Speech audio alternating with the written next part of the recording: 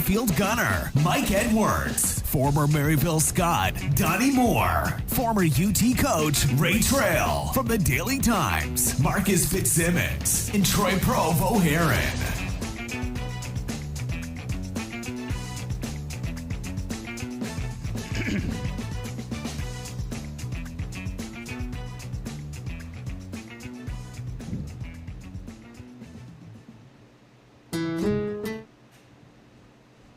Hello, everybody, and greetings from the Bluetick Tavern in downtown Maryville. I'm Mike Edwards, the Greenfield Gunner, along with Donnie Moore and Marcus Fitzsimmons, and this is the Goatee Sports Page. Tennessee basketball makes its first appearance of the season, and we're going to the whistle blows. And now let's set today's lineup card, sponsored by Blunt Partnership, the University of Tennessee Sports Report, sponsored by the Cherokee Group, and the Murphy's Bobcat SEC Notebook, lead off with Marcus Fitzsimmons and Donnie Moore. Today, we'll talk some University of Tennessee hoops and the passing of legendary basketball coach Bob Knight. Donnie Moore will update us on high school scores and news from around the area. And then Mark It Down with Marcus Fitzsimmons, sponsored by Mandy B. Street Realty, features Alcoa Tornado Cross Country. The Anderson Lumber Company Player of the Week segment will be in the lineup, featuring Marcus Fitzsimmons, as Maryville College track will be on the agenda. Donnie Moore returns to discuss headlines from around the sports world before the Boyd Sports Spotlight shines on today's SEC football schedule. Alabama, LSU, Missouri, Georgia will headline. And finally, the Bowl Predictions segment closes the show as the Goatees panel will make their pigskin selections. And now it's time for the Cherokee Group UT Sports Report and the Murphy's Bobcat SEC Notebook, featuring Marcus Fitzsimmons and Donnie Moore. Good morning to both of you this morning on a beautiful Saturday fall day in East Tennessee. Out there. I'm telling you right now, outside of not having any rain. Yeah, nice here on Broadway. You're not a kidding. Hey, let's start off with a little letter rip this morning, and I'm ripping the Tennessee football playoff system. I'm ripping it today. Hey, 28 teams in this year's Tennessee high school football playoff did not even have a winning record. These teams, in my opinion, do not deserve to be in the playoffs. They haven't earned or played their way into anything. Teams with losing records should not be in the playoffs playing for any type of championship. If you're going to let this many teams with losing records into the playoffs, everyone should be in, just like the district tournaments in basketball. And I'm going to break it down for you. One team that's in these playoffs did not even win a game, 0-10. 4 teams won 1 game, 3 teams won 2 games, and 5 teams won 3 games. Almost half of the 28 teams only won 3 games. One team got a bye.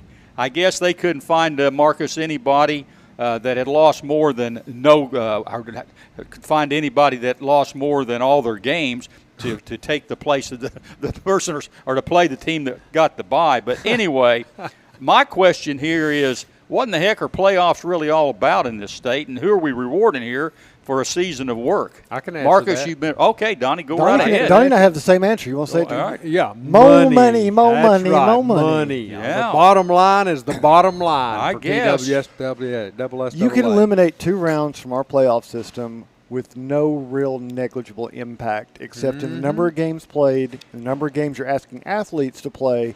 The only thing that changes, for the most part, in 95% of the games and what we end up with in the quarterfinals, is how many games we played to get there. Yep. Well, if money's a big part of it, it seems to me like it'd be more practical to have everybody in there. And, we got more money coming in from more teams at more sites, huh? You mean we could – well, the thing is, if we drop to a 9-game schedule, most of these regions are so small you could not field an entire playoff field because they're not 8-team regions. Most of them only have 5 and 6 teams in them. Very few have 8. So you end up with a bye situation, and that's the only thing that saved us from doing that at this point. Some even have 4. Yeah. I mean, Region 1-1A, 4 teams. All 4 get in no matter how they did. And we've seen them before send 0-10 teams down here to play against Region 2-1A. Sure. It's not uncommon. It happens a lot. Yeah.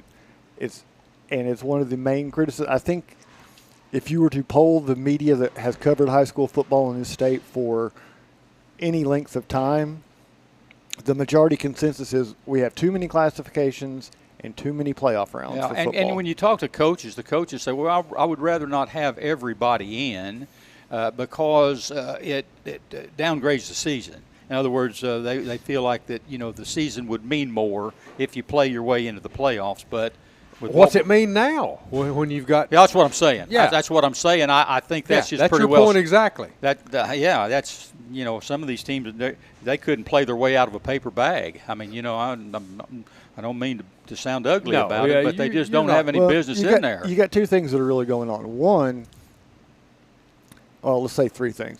One thing is Tennessee's married to an enrollment system, so the classifications are based strictly on student enrollment. So there is no moving up or moving down based on performance. The second thing got going on is we got 6 classifications which we can't fill in the public school sector. We get by with 5 much easier. The main holdup being that when you come to the distribution of school sizes, Tennessee is all over the map by the grand divisions because you have schools in East Tennessee, some of the larger schools, in this county, for example, where enrollment is steady or declining. Whereas in Middle Tennessee, especially around the big schools, their enrollments are coming out the doors and they're building more new high schools that are going to be 5- and 6A schools. West Tennessee is pretty much balanced, is pretty much where it's been.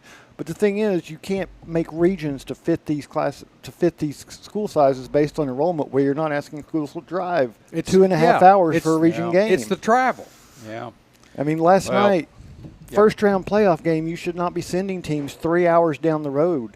And we had some private schools that have to go from Knoxville over to Jackson to play a first round playoff game. Yeah. That's no way to run a playoff system. Absolutely not. And you look at next week, you got the second round of the playoffs. And you got a Maryville team that won big last night up at Science Hill. Obviously, they're probably better than their seeding, maybe, in their region. And now they have to play Bradley Central. They have to travel to Bradley Central. And Bradley Central's 10-0. Alcoa, on the other hand, plays Austin East, Donnie. Yep. In their second round game. Austin East doesn't have a winning record. Nope. And they played Chucky Doak last night. So, I don't know. It's not even balanced in region. Take this. Austin East was an upset last night. They were a 3 seed beating a 2 seed on the road. So, Alcoa was going to get them, and Maryville's the same way. I mean, they're the exceptions. You can say this is why we have the playoffs. But really, when we get to the third round, we get to quarterfinals, look and see how many teams we have left that are not number 1 seeds at that point. Yeah. Once we get through the smoke and rubble of the first 2 rounds. Yeah. The region imbalances tend to have been worked out at that point, and we're generally down to a 1 seed and occasional 2 seeds that are left by the time we get to the quarterfinals. I'm just ripping it because I just feel like the playoffs are a big deal, and you should have earned your way into the playoffs. And 28 teams just to me seems like an exorbitant number of schools that probably shouldn't be there. So, anyhow, hey, let's move on. Let's talk about last week, this past week. Legendary basketball coach Bob Knight passed away at the age of 83. I'll tell you one thing. You can't argue, Donnie, one bit about what a great basketball coach Bob Knight was. Absolutely not. Legend of the game. He had 4 NCAA basketball championships. He had 3 as a coach at Indiana, and then, of course, he played on a championship, national championship team at Ohio State in 1960. Now, he didn't start on that team, but, that team was made up of Jerry Lucas and John Havlicek and Larry Siegfried. And, he pretty well came off the bench. Fred Taylor coached that team, and he learned a lot from Fred Taylor. But anyway, he got to taste 4 NCAA basketball championships and 1 NIT championship. Yeah. He won an NIT championship. He went to the Final Four 5 times. He had 11 Big Ten regular season championships, and his overall coaching record, 902 and 371 for just about 71%. He ranks 4th all-time on the win list. Basketball Hall of Fame, 1991. College Basketball Hall of Fame, 2006. And he coached at Army, Indiana, and Texas Tech. When you look at the top coaches that's ever coached this game, I'd have to put him I probably wouldn't put him number 1, Marcus, but I would certainly put him in the top 4. I think that's fair. I'd put him in top 5 all time. I mean, just by his winning record, he deserves to be there for his all-time wins. I mean, I'm not of the generation that saw him at his heyday. I was just becoming a fan when he was really having his best Indiana teams. So for people my age bracket, I mean, our first real memory of Knight is either the 86 or 87 championship and then the chair throwing incident. Yeah. Well, I think that it'd be safe to say, Donnie, that Bob Knight was a complicated man. I think there was two sides of him that people saw, and he had a lot of good in him. But as a basketball coach, you can't argue his record there with what he's done on the basketball floor in his lifetime. But he was a very intelligent man. I mean, he studied the game. I think one of the things that as a coach that really worked on him, he wanted to coach a perfect game. And then on the other hand, he wanted his players to play a perfect game. And as they all know, you don't have a perfect game. It's not set up that way. But he strived for that. And Marcus, if you look back on Bob Knight as a person and a coach, what's his legacy? Well, to me, his legacy, you've got two things. You have his legacy of a very defined basketball style, the motion offense, the man-to-man defense, and some intricacies within that.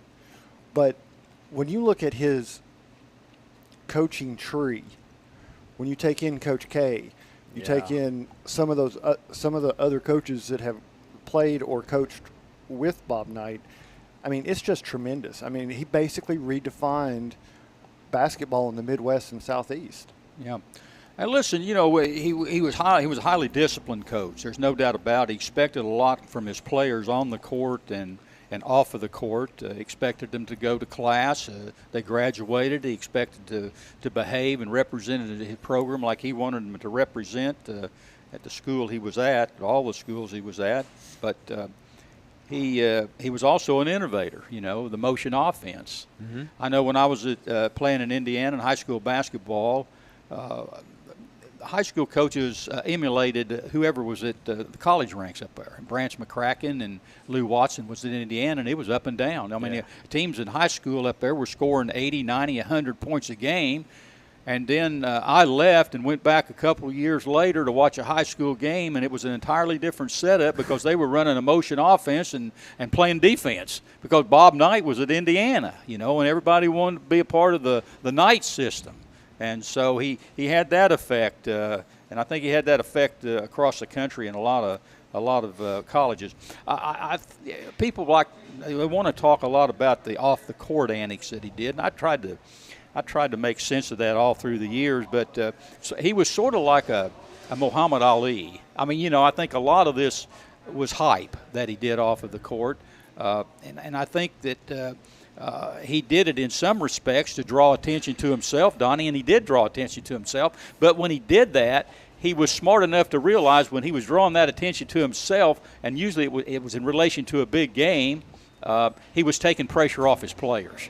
Right, because his players didn't get the attention. No. He did. That's exactly right. But he took pressure off them. Exactly right. He took all the heat for them. Sure. They weren't on his muscle. So I think that had a lot to do with it. But now they played all the time. But I think it's attributed to him. But the bury me upside down, is that a Bob Knight? Was that an actual? I don't know. That's true. That's a true story. You're talking about. So do you think they actually they intend to actually do that? Yeah. Well, I don't know. I mean. I don't know, but I've heard it. You hear it so many times on the radio, But I've always wondered, when he actually passes, is that like in his wishes? Is it like? I'll tell you what. In Indiana, you were either a Purdue fan or an Indiana fan. Yeah, right. I mean, there was no in between, and there was no when Bob Knight coached up there. There was no Bob Knight doing anything wrong. It was sort of like if he did something wrong, well, they're just out to get him. You know, they're bringing all this up, you know, and he does a lot of really good things, but this is all they bring up. My parents were big Indiana fans.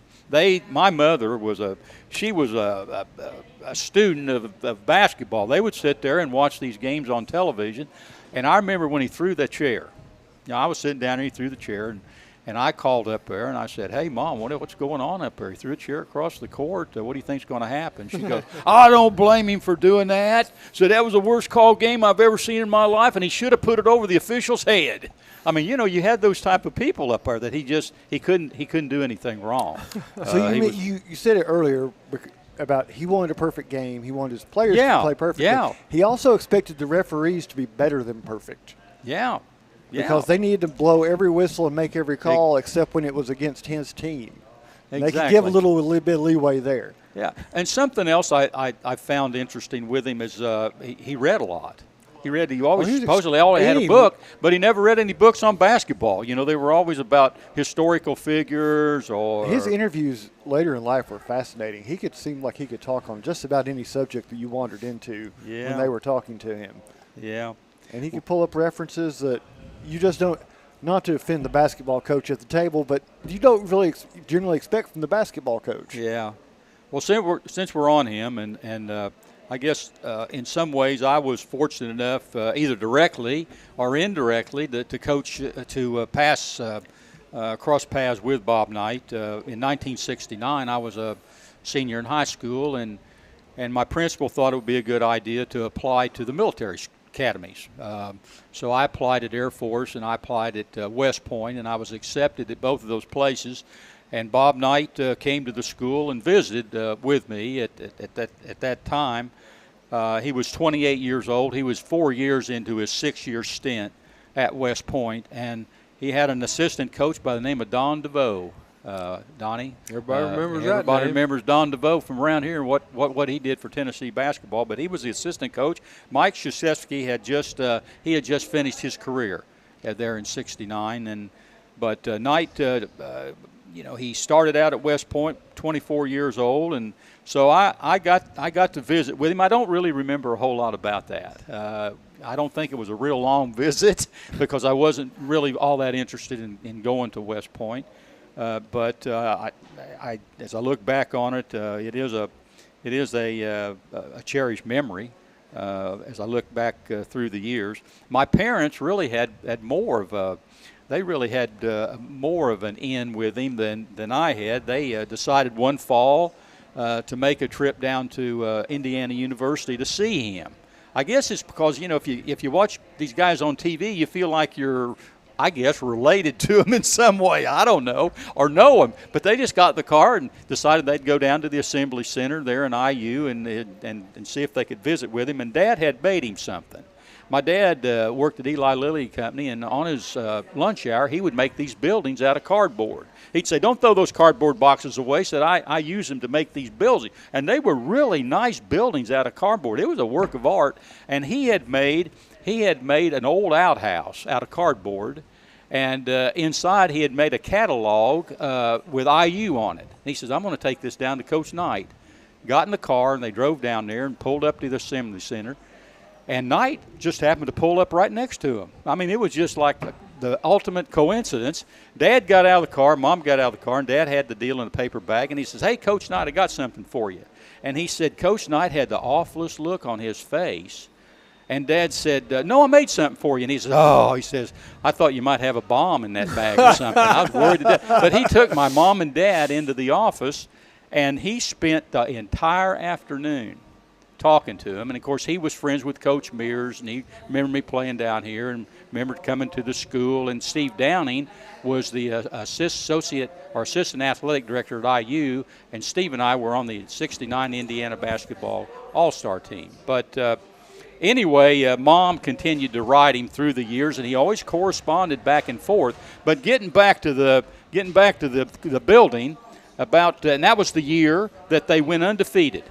He got the building. They went undefeated. They won the national championship. And about 3 or 4 years later, the telephone rings at the house, and it's Bob Knight, and he wants to talk to my dad. And Dad comes to the phone, and he says, "Listen, Bob," he said, that outhouse you gave me, said, have you got anything else in the works that you can bring down here? Said, that was really a good luck deal. We didn't lose the game. Dad said, yeah, I've got several things going for you, Coach Knight, but I'm waiting on you to get some talent down there. I'm waiting on you to get some talent down there. I'm going to bring it down there at the appropriate time. But that's great. Anyhow, I had sent one, and he always corresponded back. He never typed anything up, the letters I wrote up to him.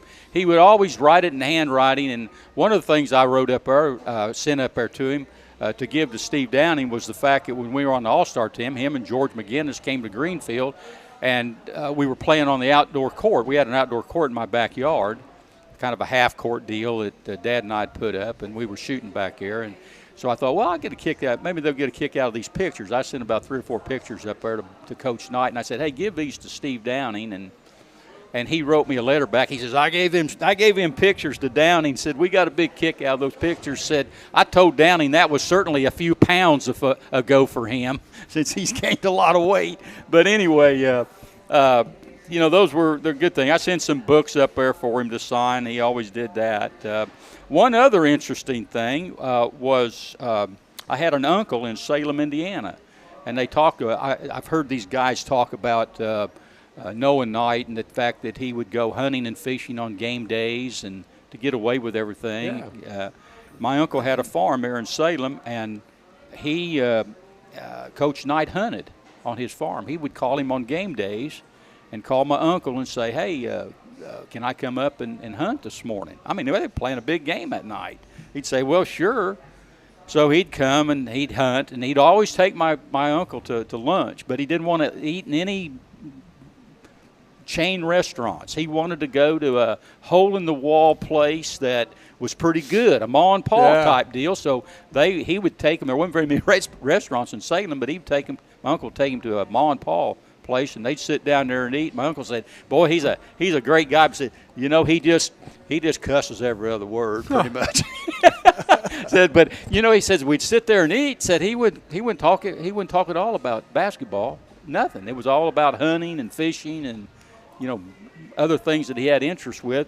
And he would always ask my uncle. He'd say, hey, Neil. He'd say, I want to have you down to a game. And he says, which one you want to come to? And he says, the same one I come to every year, the Purdue game, and I want right behind the bench. Coach Knight said, done deal. Said, I'll see you again this year right behind the bench. And for the Purdue game, he sat right there in Assembly Center, right behind the bench. So I don't know. And hear the people talk up there.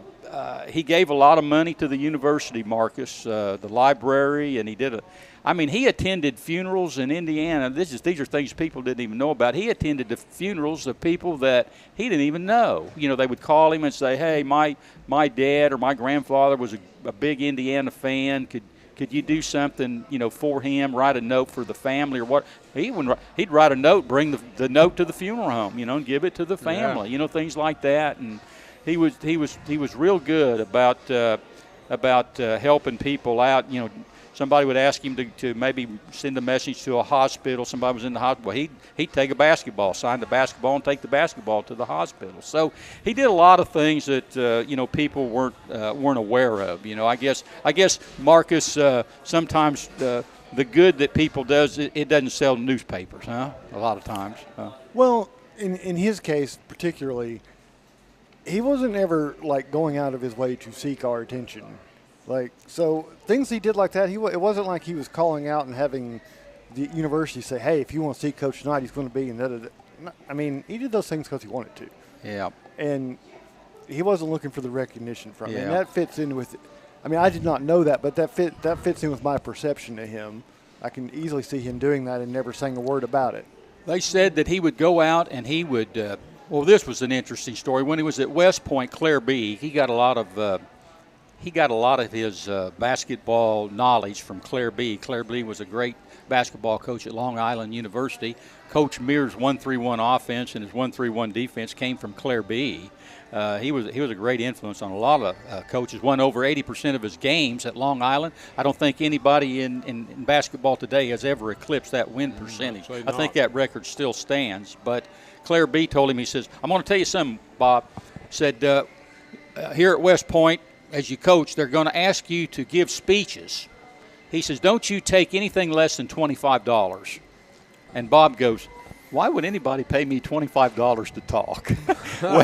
well, you know, that $25 turned into a lot of money. I mean, you know, when he was asked to go speak different places, and he would ask for his check, you know, after the banquet or whatever, and they'd give him his check, and it would be a pretty substantial amount of money. He'd look at the check, see how much the check was, and then he would give it back. And they'd say, no, this is for you. This is for you coming. And he says, well, this is a gift to you from me.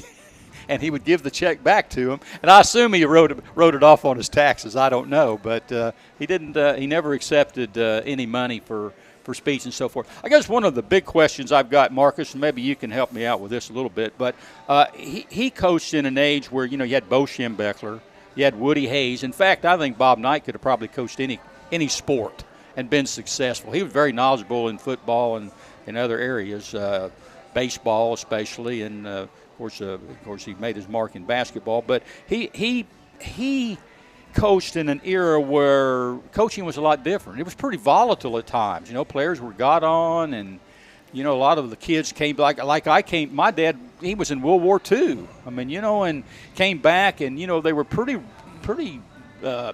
rough-skinned individuals. You know, they could take a lot of things that were said to them. They could handle discipline, and they expected their families and kids to be raised that way. And these were the kids that he was getting at IU, and he just sort of said, well, you know, I'm just following through here with some more regiment and discipline that they've already had at home. I'm just going to take it to another level. But as time went on and he stayed in the game, do you think that really hurt him? Do you think that the game changed? You know, it's not that way anymore. He was in the beginning of that transformation into where we are now, and his expectations could not survive that. And that was one of the reasons I think he left when he did. A coach like that, even as good a coach as he was, and as good a motivator and tactician as he was, could not work in today's environment because nobody would come play for him because he'd be too tough. I mean, athletes today do not tolerate a lot of the things he expected as a standard of his program. So in the era of NIL, probably not, but you know, for when you could still do that, he was the best, one of the best there was. Yeah.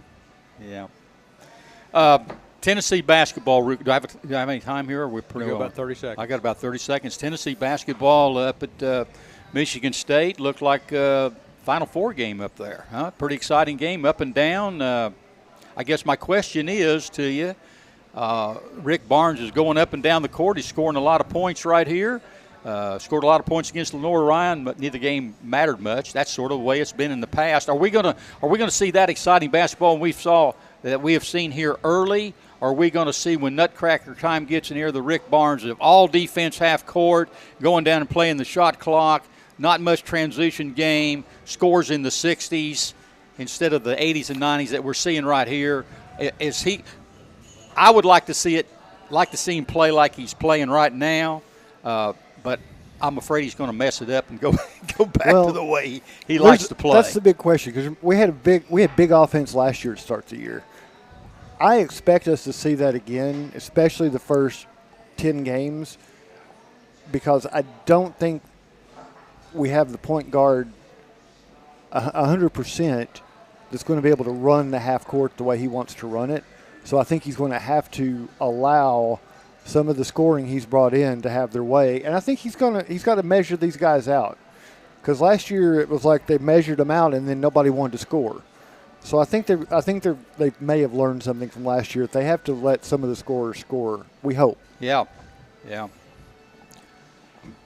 Hey, we'll take a timeout here. When we return, Donnie Moore will provide high school scores and news from around the area, and veteran sports writer Marcus Fitzsimmons joins us for his feature, Mark It Down. You're listening to the Goatee Sports Page, Blount County Sports Voice, and now stay tuned for the best in local sports.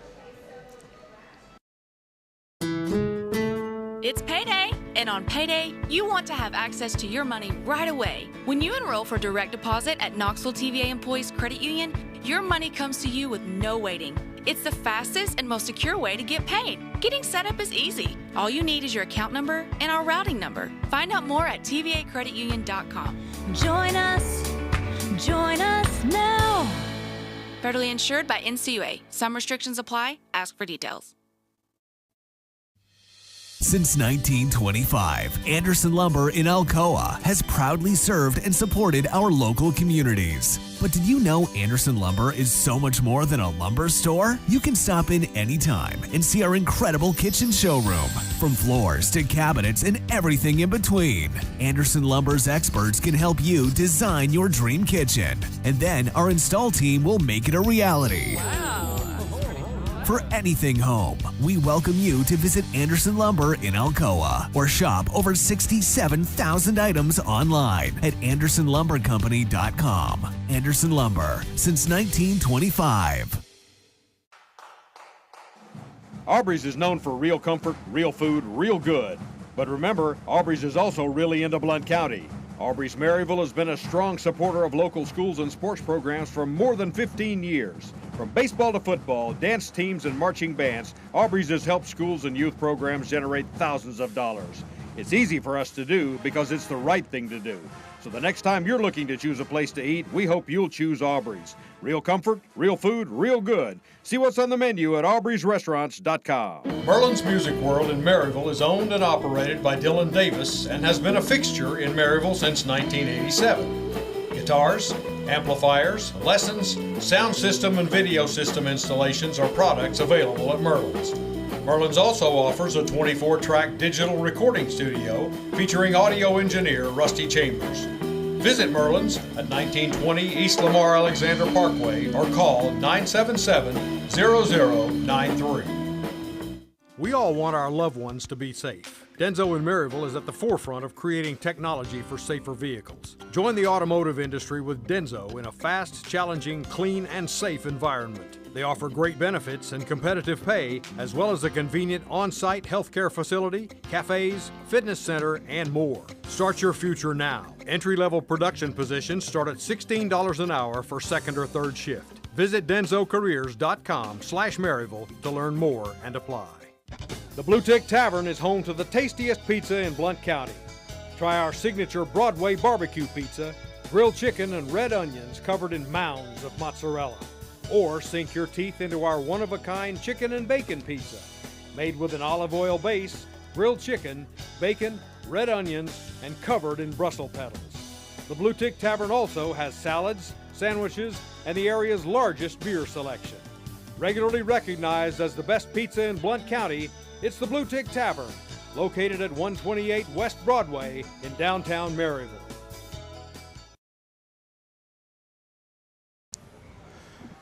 Welcome back to the Bluetick Tavern in downtown Maryville, and we're going to switch up a little bit this morning, and Marcus Fitzsimmons is going to present his segment, and we're going to hold off on Donnie Moore, but you got some cross-country in here this morning, huh?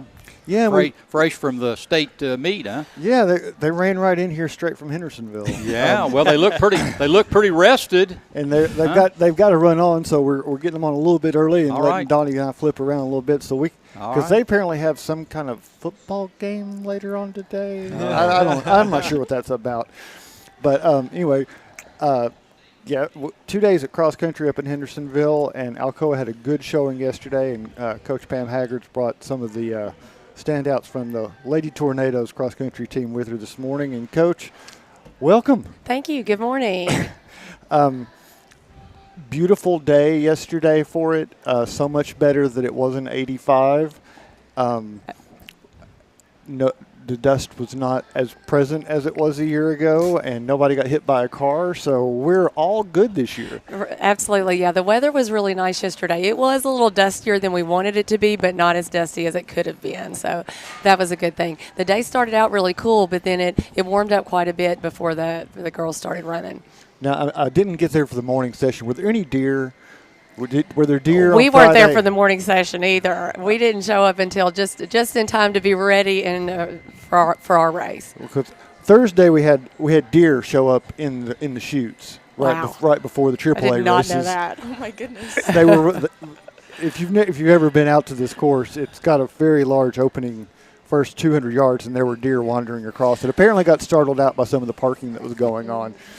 But it made for some interesting. Some people warmed up a lot faster than they intended. I can only imagine. But you brought a couple of the Lady Tornadoes with you to kind of introduce who you brought with you. All right, I've got Casey Holiday with us this morning. Casey is a sophomore, and then I've got Lily Bridges. Lily is a junior, and they were our leading girls yesterday at the race.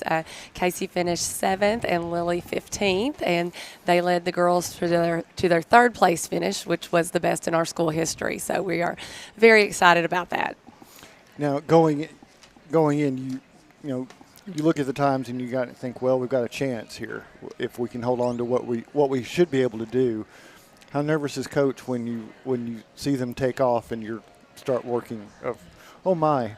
Yeah, very nervous. Maybe not as nervous as they are because they're the ones out there doing it. But there are a lot of nerves for all of us. I've been watching all season, and I knew that our girls were in a good position to be top 3. Signal Mountain seems to dominate every year, and they did not disappoint this year. They have been outstanding all season. But then the girls held on to their spots. They ran very well, and we were really pushing on that second place spot. Well, Lily, let's pick on you a little bit. What did you think of the course yesterday? It was very dry, but that was to be expected. But other than that, it was really good. There's not that many hills, which is nice. And I think people from West Tennessee would disagree with you on that one because they were thinking there were way too many hills on this course. that's true, yeah. But do you like the double loop? I mean, if you could run it all just one big circle, would you prefer that rather than having the double loop? I'm not really sure. I honestly, especially at Sanders Ferry, I appreciate that it's 2 loops because you know what to expect and you know by the first go round where the best spots are to go, like whether you should go on the inside or the outside, and you know where all the routes are, so you can just know what to expect, and I think that's better for a state course personally. Now, you all had some experience up there earlier this year. Yes, sir. We So, what was the difference? Because it seems like with the bigger field, there were some more challenges with that course, especially in the first 500 yards or so, where you go from that big area right down and funnel. Yes, I was definitely boxed in a whole lot during the first 0.3 miles, but then I got out and we kind of all just spread out. But at the beginning, yes, it was very intense. So, Casey, you come into this, and I watched you. I saw you a couple points along the way. You just seem to just keep trucking along. Like there were people moving around you on the periphery, but you were just keeping on a very focused pace. Is that just how you tend to run? Yeah, I try to start not slower, but at a good pace, and then slowly increase it to catch up to the front pack. So the last point I saw you on the race was about a mile to go, and between then and where you finished, you must have moved up 4 or 5 spots. Yes. Maybe a little bit more.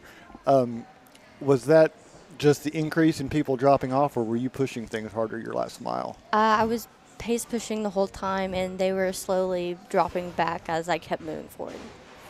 So, Coach, you had a pretty good view of it. Did it feel like the pace from the front runners was maybe a little bit too fast the first couple of miles? It did, but I was definitely expecting that. That tends to happen on that course. I feel like that the girls and in the guys race too, they want to get ahead so that they're not boxed in, especially when it narrows down so quickly as it does. And in the state race, I think there's a lot more emotions and a lot of that adrenaline's going, so I think that race tends to go out faster generally. So a runner who's able to know where they need to be has an advantage on that course because they can put themselves in a better position to really run their race and not go out too quickly. So this is where we're going to really shock people. There's more to coaching cross country than just saying run fast. There is.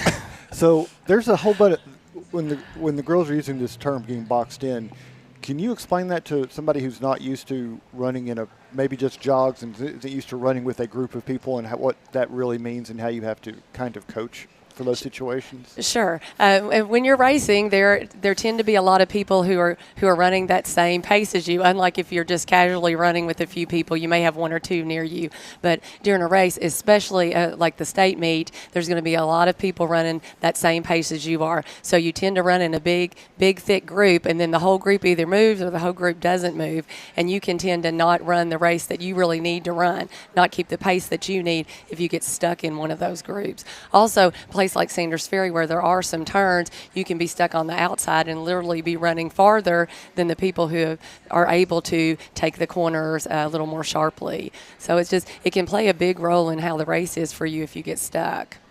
Now, is this where having Coach Nix in the athletic department can help? Because when it comes to being able to block and throw some elbows, it seems like you have a resource available. That is something that I've never done. Thank you that's a great idea. I'll talk to Coach Nix about coming out and giving us some pointers on how to throw elbows and get people out of our way.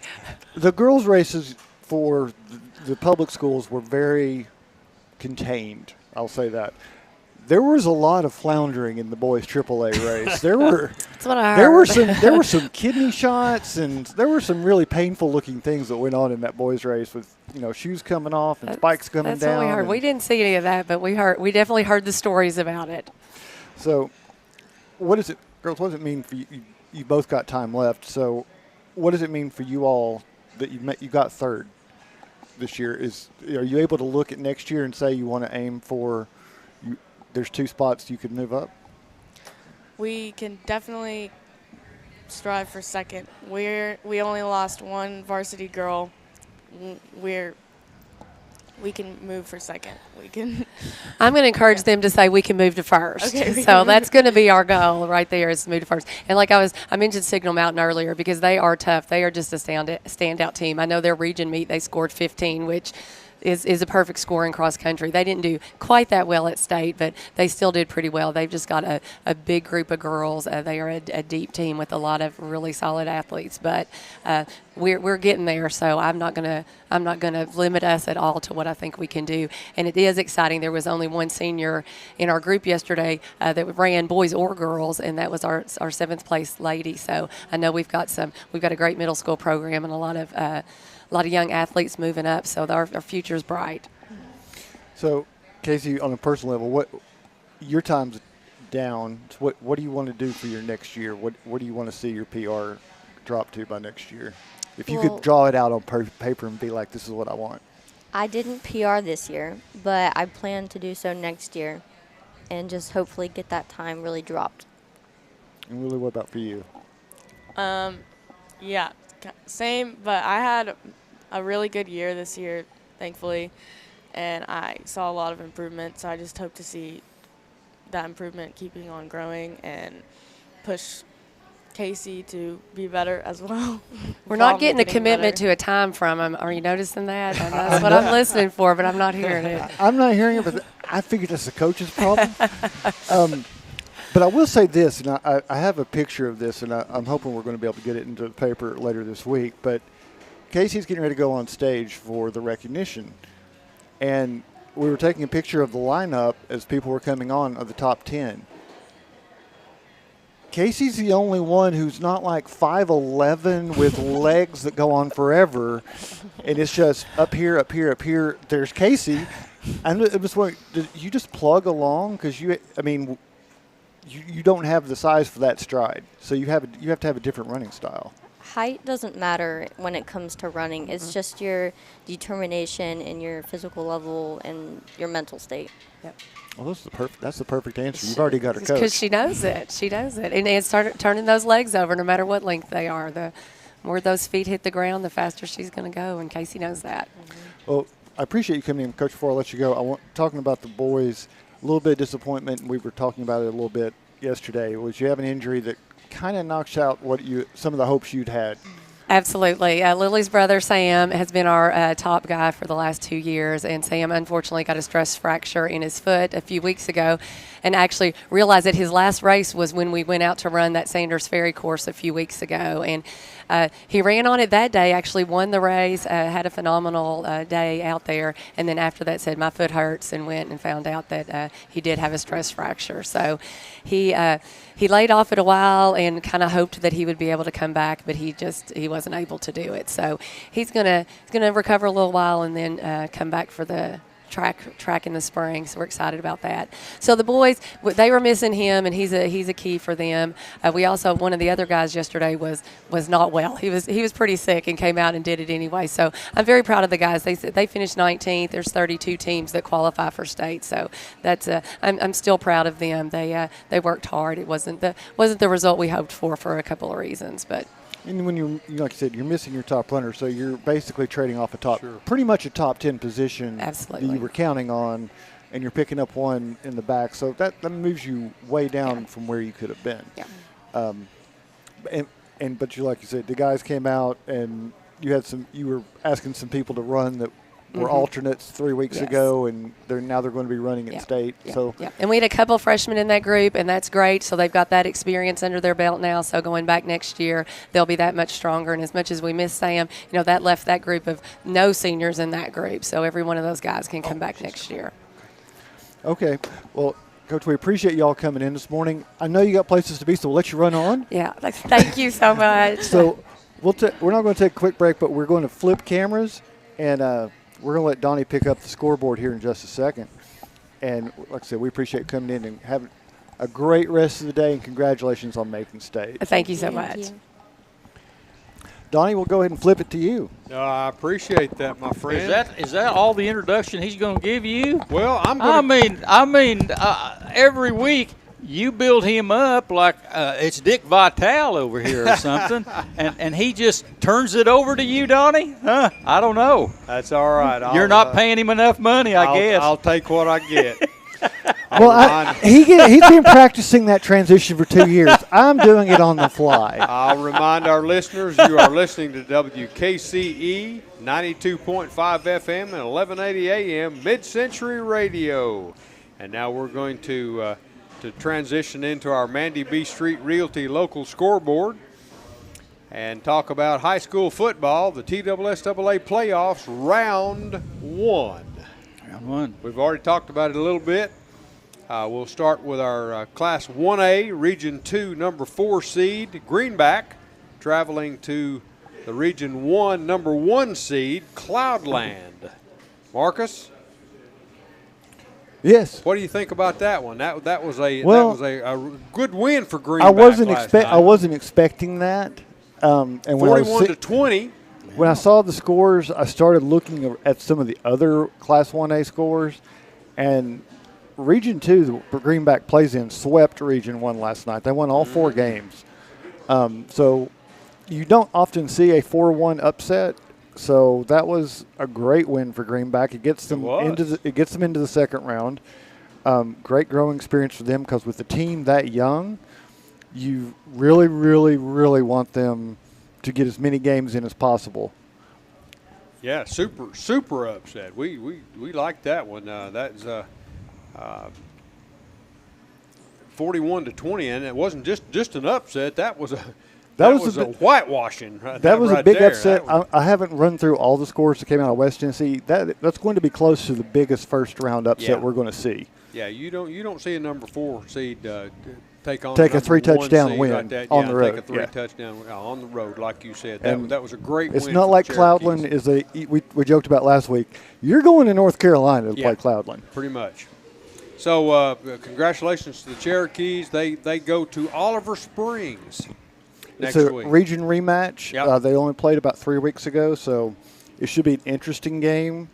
When you've got momentum, there's no telling what you can do. So it's not a given. No. It's going to be a 2-4 matchup. All right. Let's move on to Class 2A. The Region 1 number 4 seed, Eagleton. First of all, congratulations to Eagleton this year. They have made history. First of all, just being a football team and being recognized by TSSAA and sanctioned by TSSAA this year, making the playoffs.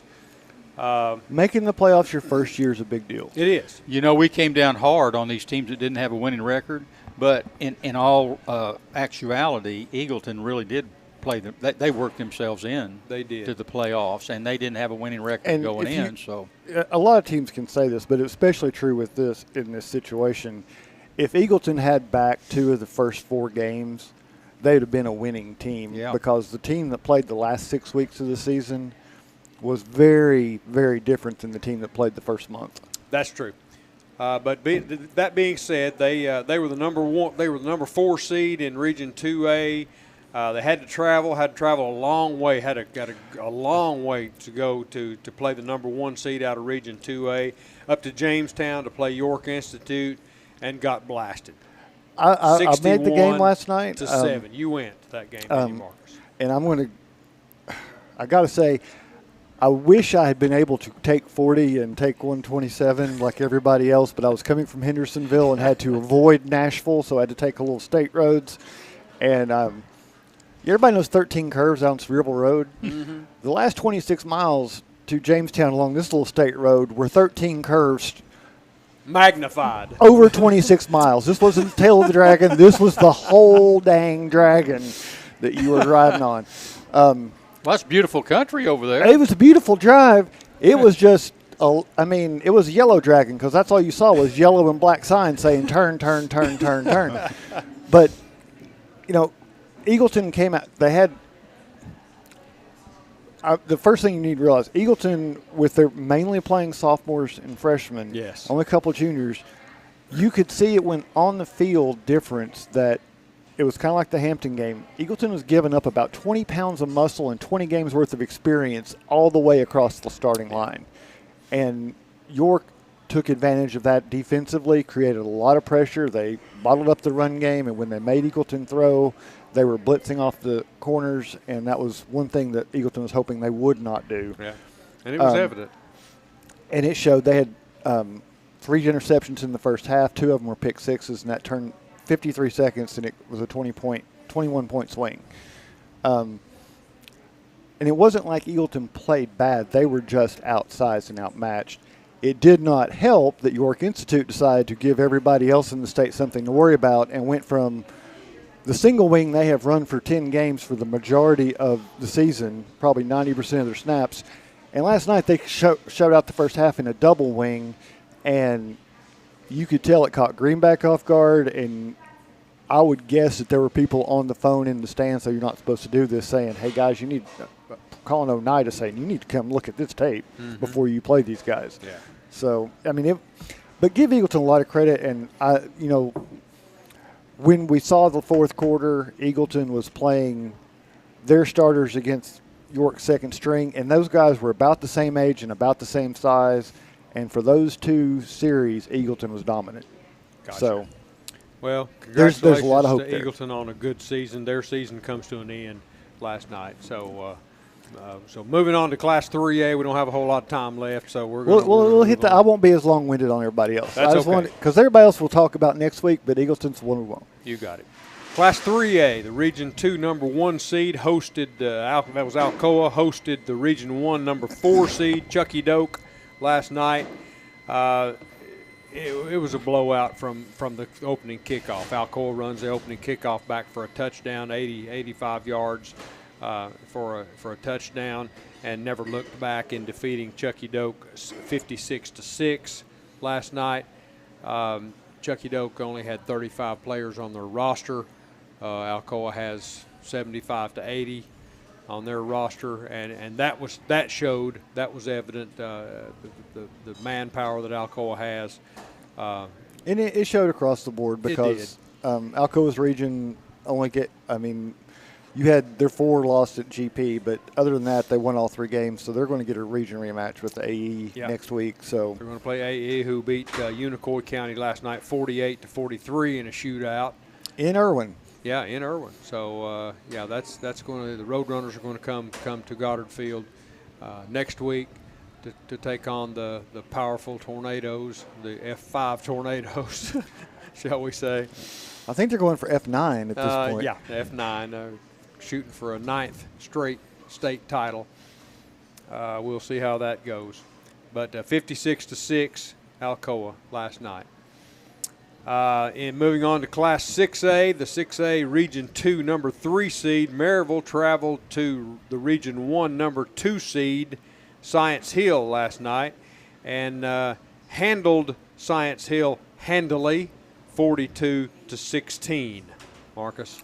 And a good win for Maryville. It was. I won't say it's unexpected. It was good for them to actually exceed, meet the expectations of the upset that everybody was seeing there. Yes. But again, the only team that came out of Region 1 was Jefferson County, and they had a dogfight of a time with Cleveland to even get out. So this second round is going to be predominantly Region 2 6A, and Maryville's got a rematch with Bradley Central. Yep, they do. Bradley Central, the powerhouse of that region. They beat West Ridge last night 42-0, and Maryville has to face them off next week at Bradley Central. And Bradley called off the Dogs because it was 35-0 in the second quarter, and they just let the mercy rule clock take the rest of that and rested some people. Yep, so Maryville's got their work cut out for them next week at Bradley Central. They do, but we won't count the Rebels out. No, we never do. So that's your playoff picture for next week. One more item, the semifinalists for the Tennessee Titans Mr. Football Awards presented to the top football players in 9 classifications of the TSSAA on Tuesday, December 5, 2023 at Nissan Stadium in Nashville were announced on Thursday this week. The lone representative from Blount County for 2023 is Brandon Winton, Alcoa's talented wide receiver and kick and punt returner from Class 3A. The finalists will be unveiled on November 21st at 8 p.m. Eastern by Mike Keith and Titans head coach Mike Vrabel. Now you're going to give it to our Mike?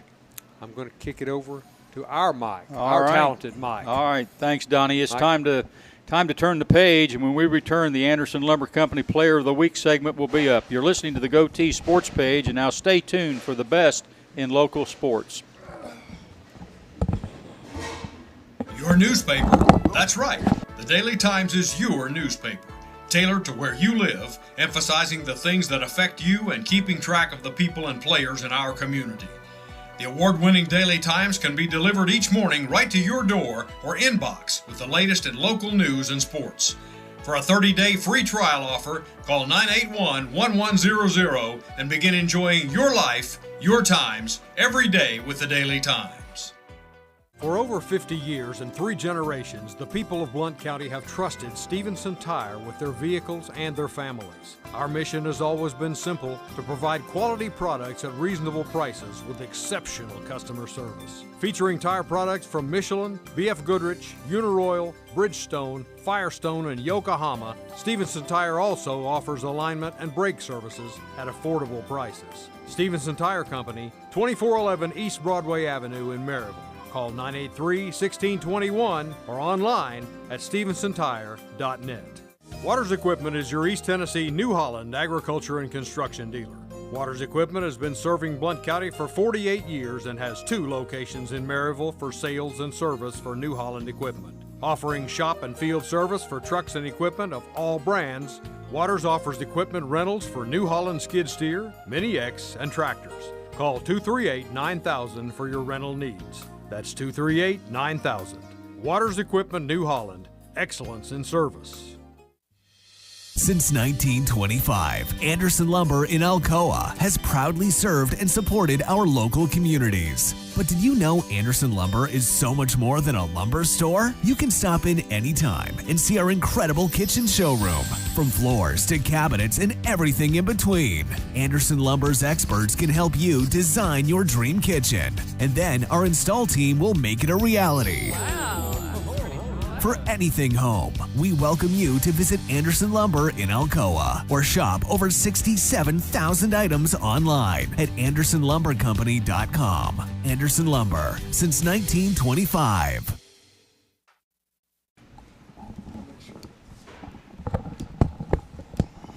Welcome back to the Blue Tick Tavern in downtown Maryville. This is Mike Edwards along with the rest of our broadcast crew, and now it's time for the Goatee Sports Page Player of the Week segment featuring Daily Times senior reporter Marcus Fitzsimmons, sponsored by the Anderson Lumber Company, where quality service is always a priority, proudly serving Blount County for over 75 years.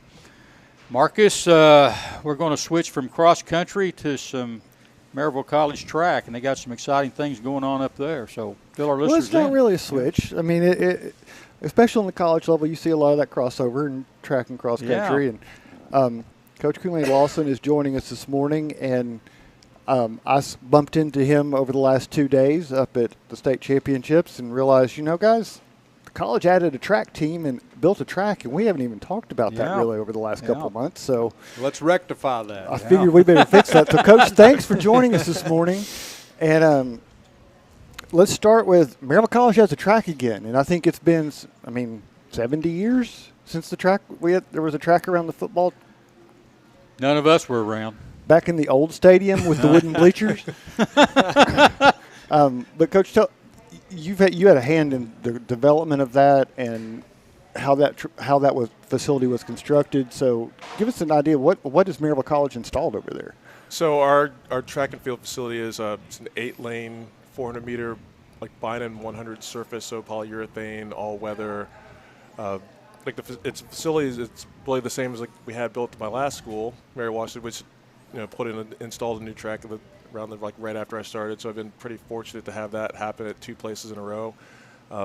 Our throws area is adjacent to the track, different than most schools where, as a thrower, sometimes you get relegated to spots unknown and hard further.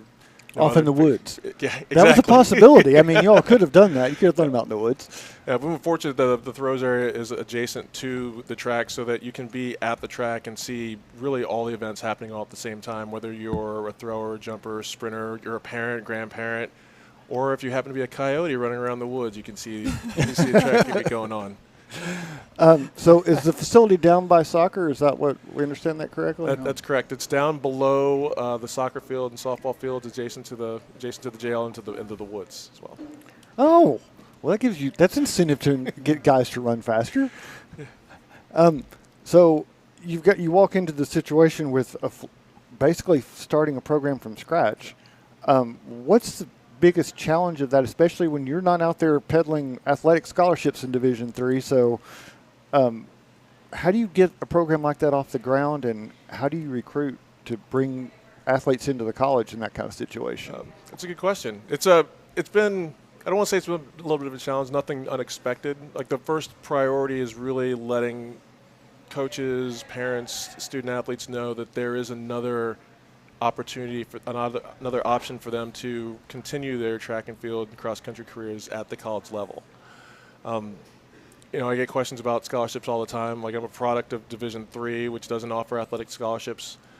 But the other side of that coin is because you're not receiving an athletic scholarship, a coach or an athletic department can't hold that scholarship over your head if you're not performing up to what they think is your potential.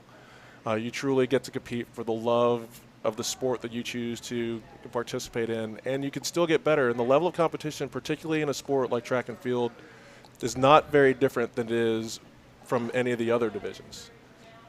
So when you go out looking, like when you were at the cross country meet yesterday, are you looking for the people who have already reached kind of a plateau, or are you looking for potential when you're looking for what the kid can do 4 years from now, or are you looking at what they can do right now?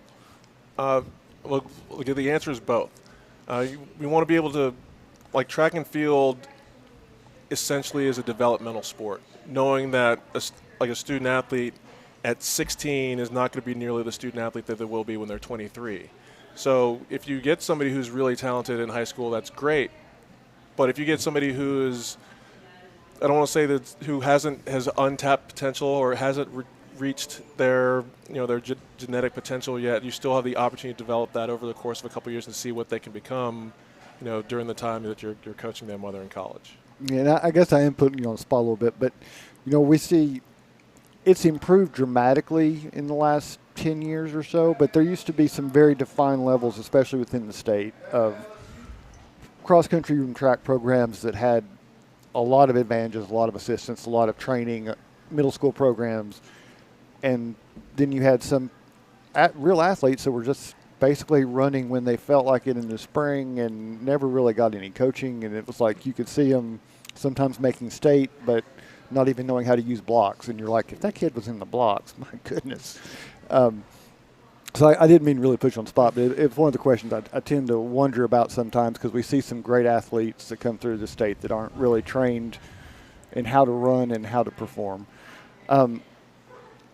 What is the recruiting ground for track? Is it kind of fit the same blueprint as the other sports that you're looking local and around the areas? And the ground here is really fertile. I think track and field as a sport in the state of Tennessee is generally underdeveloped. It's the first state I've been in that doesn't have a sanctioned indoor track and field process. And I think the student athletes who are looking to compete at the next level are one or two steps behind those in other states that have that opportunity to continuously train while they're supervised, so they have some structure to their training, which makes it a little bit easier.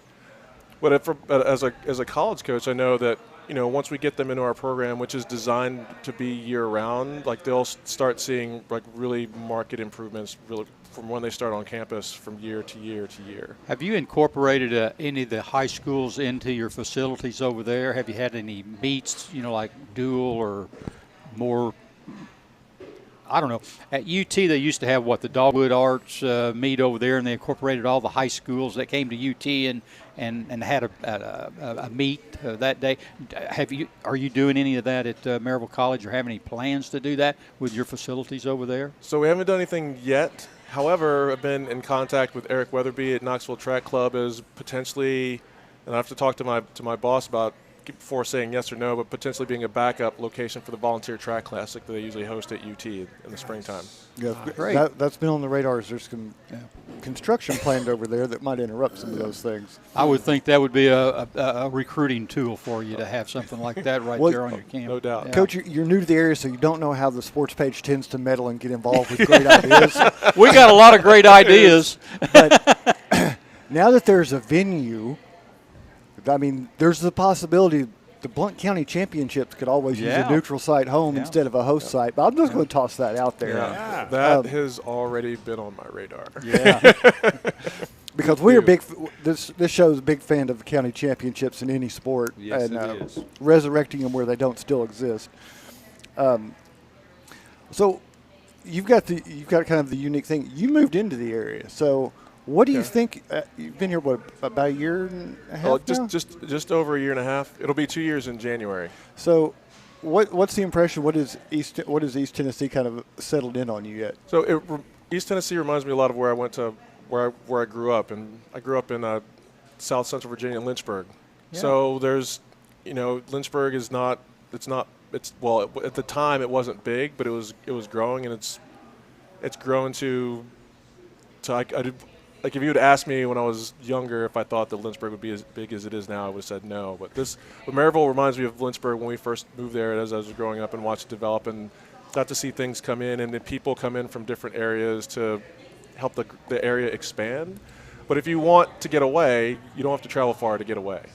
Being in the Smoky Mountains, just 10, 15 minutes from campus, you can drive down to Townsend, and then you're back in God's country and having to deal with a lot less people and being in touch with nature and that's all fun. I also have friends that live at Norris Lake, so I've been to Tennessee before, but not for really longer than more than 5 days at a time.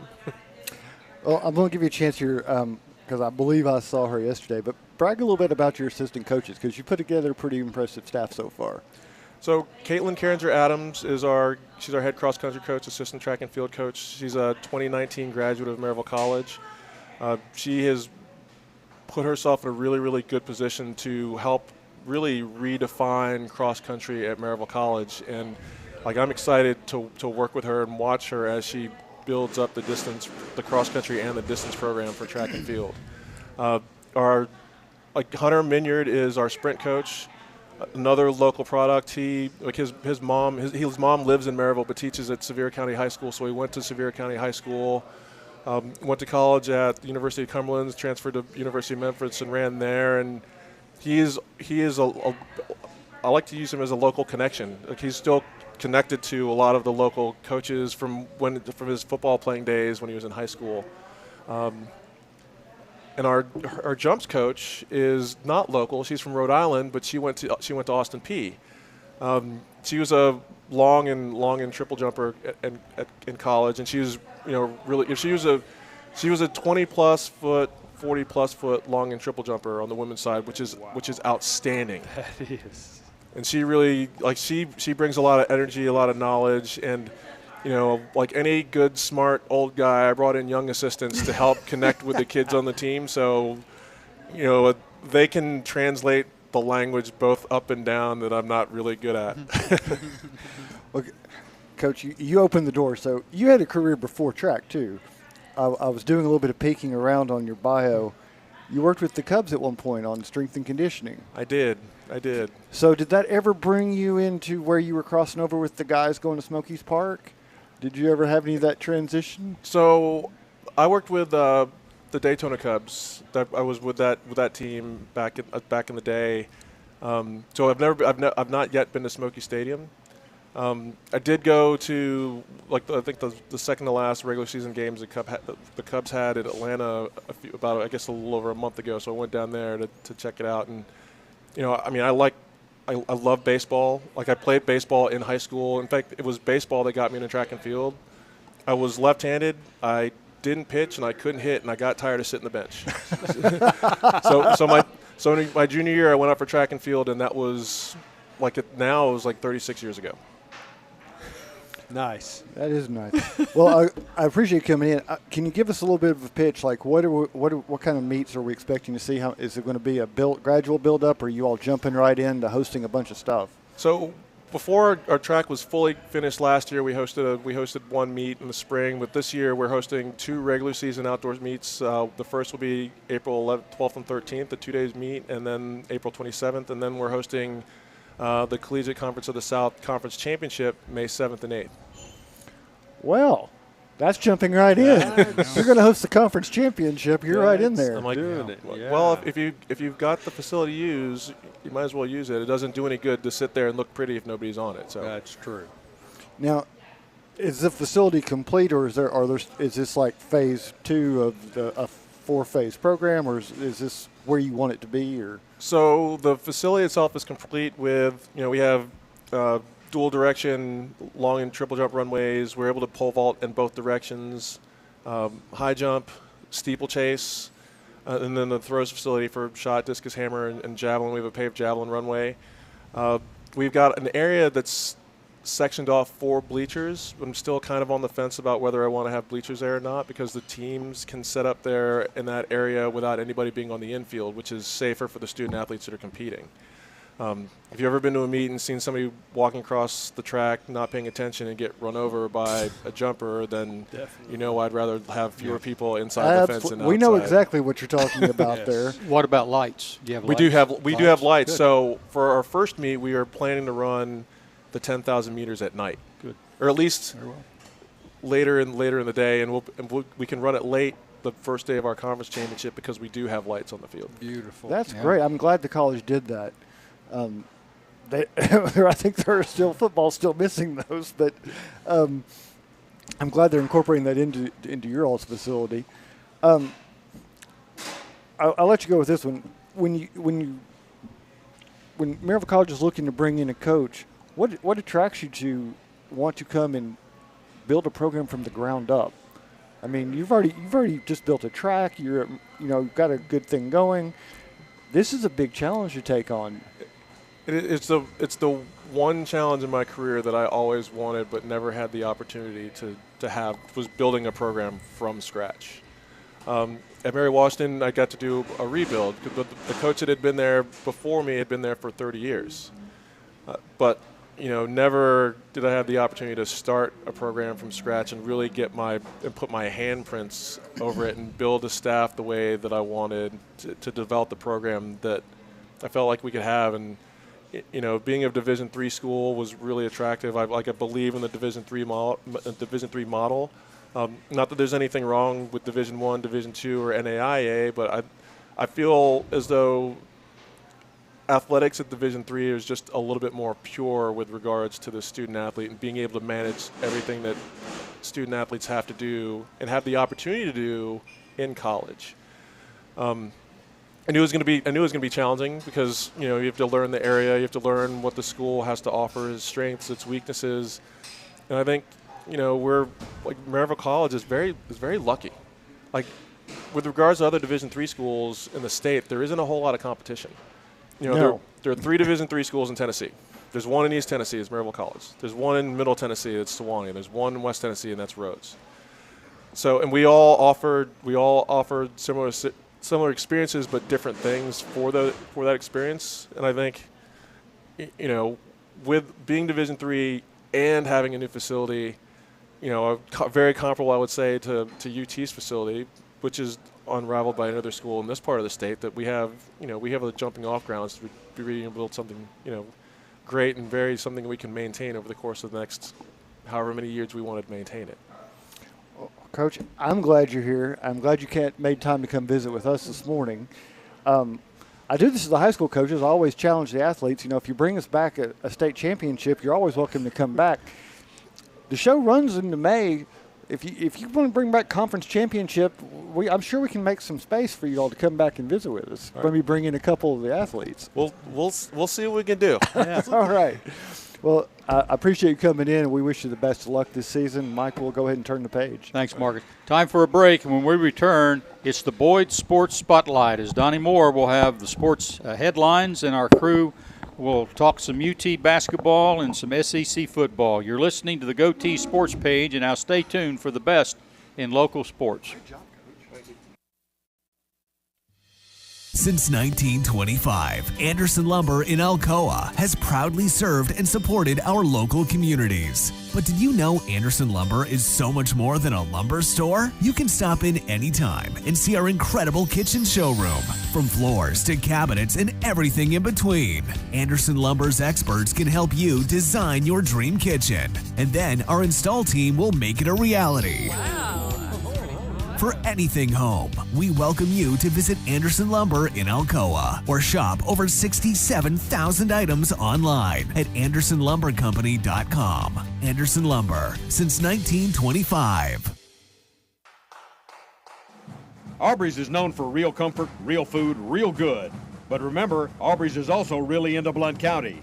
Aubrey's Maryville has been a strong supporter of local schools and sports programs for more than 15 years. From baseball to football, dance teams, and marching bands, Aubrey's has helped schools and youth programs generate thousands of dollars. It's easy for us to do because it's the right thing to do.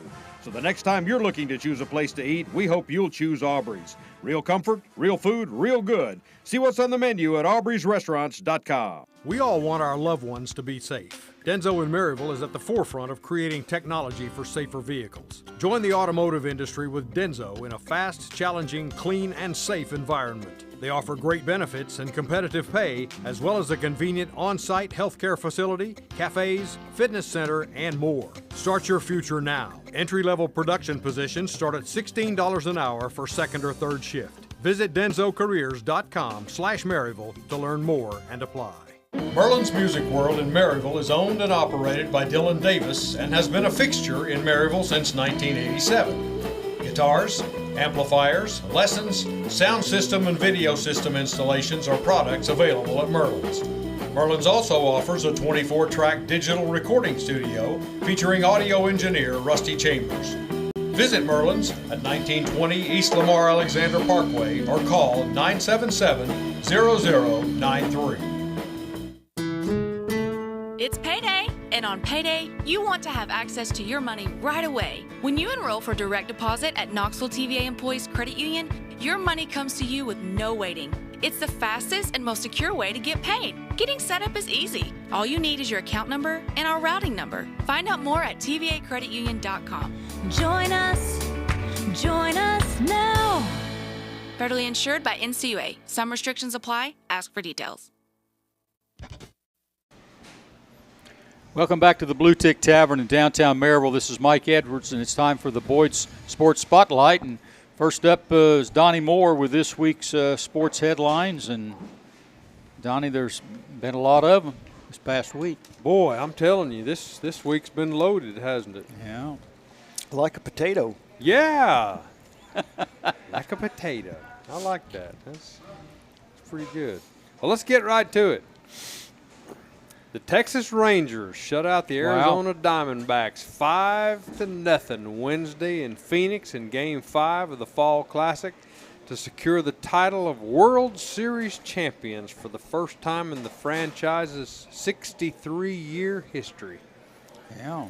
Rangers manager Bruce Bochy came out of retirement to become the 6th manager to win at least 4 World Series titles. So, it might not be too late for our friend in Ball Ground, Georgia, Charlie Palaio.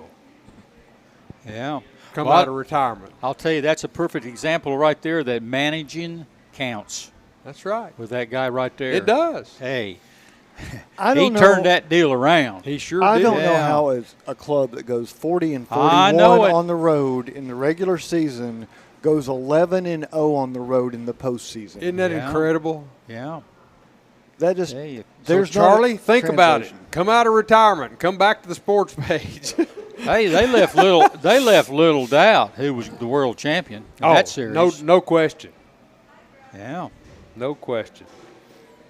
Well, collectively, the Big Ten coaches are urging Commissioner Tony Petitti to take action against the University of Michigan and to waste no time in doing so in the alleged sign-stealing operation. The coaches have acknowledged the fact that due to the timing of the investigation, the Wolverines' season in 2023 likely won't be affected either way. One coach is reported to have opined every game they, referring to Michigan, played is tainted. An anonymous former D3 coach has claimed he was paid by University of Michigan staffer Connor Stallions to attend 2 games at Penn State and another at Rutgers over the past 2 seasons for the specific purpose of recording signs used by teams on each sideline. I know how they can alleviate all this with Jim Harbaugh. What's the solution? Make him coach 2 years at Indiana. Well,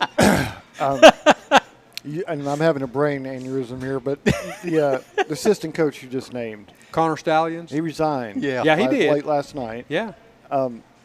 My question at this point is, That's not going to make it go away. why did it take a week before somebody said you need to leave or we're going to fire you? Yeah. I mean, it's not like. Well, he had some reports that hadn't gone over yet, so he had to get all the reports for that. At least give them all the information. Get them shredded. He had a lot of information there. Get all those shredded, all those papers shredded. Yeah, it's one of those things. It's just like I don't want to see the student athletes punished for the coaches being stupid, but I know. Can you? I don't even know if I want to see the school punished. I would like to see all the coaching staff punished for this. I would like to see the NCAA throw a show cause down on these guys. And but who knows? I don't want to see the athletes punished for just taking the direction of a coach who just can't seem to think the rules apply to him. Let me ask you a question. If Northwestern or Illinois or Indiana and Purdue were doing this, would there be as big a deal being made out of it that's being made there at Michigan? Probably not. You think they're being in the top Northwestern's 4 in the smart country enough has to just anything use to the do film with it? online. Do Like everybody, Northwestern's just like everybody else. They're smart enough to use the film available online. You don't have to send somebody to a game and break the rules to do this. Send somebody. You can look over the game film just available with what's online, and you can you can get what you need. Yeah. That's part of the game. But sending somebody there just for that purpose, you're breaking the rule about scouting. It's not about sign stealing so much because that's going to happen from video anyway. Sounds like the Houston Astros, doesn't it? Pretty much. Did the guy walk in there with a camera on his shoulder, or just kind of walked in there with a pencil and paper? Mike, you can look at somebody else's engine. That's allowed. You're not allowed to take their parts out and put it in your car. Oh my goodness. Oh, Mike, here's a name you might remember: 6-time NBA All-Star Walter Davis. Walter Davis died on Thursday. Yeah. North Davis, Carolina. 69 years old, passed away from natural causes. He grew up in North Carolina, played for Dean Smith at the University of NC, and as a member of, also a member of his 1976 gold medal winning Olympic team. Current UNC head coach Hubert Davis is Walter's nephew. Davis was picked number 5 overall in the 1977 NBA draft by the Phoenix Suns and was named to the All-Star team each of his first 4 seasons. His highest scoring average per season was 24.2 points per game. His 6th and final All-Star appearance was in 1987. Davis ended his career with brief stints with the Portland Trail Blazers and the Denver Nuggets. His number 6 jersey has been retired by the Suns. With the NFL trade deadline in the rearview mirror, there was a mild surprise trade that took place, at least in the mind of Vol for Life Joshua Dobbs. Dobbs, who had started 8 games at quarterback for the Arizona Cardinals this season, was traded to the Minnesota Vikings on Tuesday. In Dobbs' 8 starts, he went 167 of 266 passing for 1,569 yards, 8 touchdowns, and 5 picks. The trade came on the heels of a torn Achilles tendon suffered by Vikings quarterback Kirk Cousins on Sunday at Green Bay. Vikes backup quarterback Nick Mullins has been on injured reserve since October 11th. One thing you can say about Josh Dobbs, he's getting to see a lot of the country, He isn't he? sure is. I'm telling you. He's a moving around. Yes, sir. Yeah. He sure doesn't need to buy any real estate wherever he goes, does he? No, and he's pretty acclimated to the backup role. He is. And you can make a good living being a backup absolutely, quarterback and in the they NFL. still write your check. Yeah, boy. And you'll put it in the bank as long as they write them, won't you? Yeah. Yeah. Well, late Tuesday night, the L.A. Raiders announced the firing of head coach Josh McDaniels, general manager Dave Ziegler, and offensive coordinator Mick Lombardi. Is there anybody left? They cleaned house. While it is not yet clear who will call the offensive plays, linebackers coach Antonio Pierce has been named the interim head coach, while assistant general manager Champ Kelly will be the interim GM. The moves came just a little over 24 hours after the team lost 26-14 to the Lions on Monday Night Football, and they slipped to 3-5 on the season. McDaniels ended his stint as Raiders head coach with a 9-16 record. That's a little early. They're just 3-5. The season's not even. It's almost not half over, is it? 8 games into the year. My gosh. He got the axe. Give somebody a break here. The guillotine came down. The ownership of the Raiders. Oh, it's. I mean, they've had, 8 coaches in 12 years? Yeah, and you're going into number 9. Have some patience. Yeah. No, they have none. You can't build a team, an NFL franchise. You cannot build. This isn't college NIL. You cannot build a winner that quickly. No. These guys have got to get a chance to even try. You got to give a combination of GM, coach, and quarterback at least 2 seasons together to try and do something. Not the Raiders.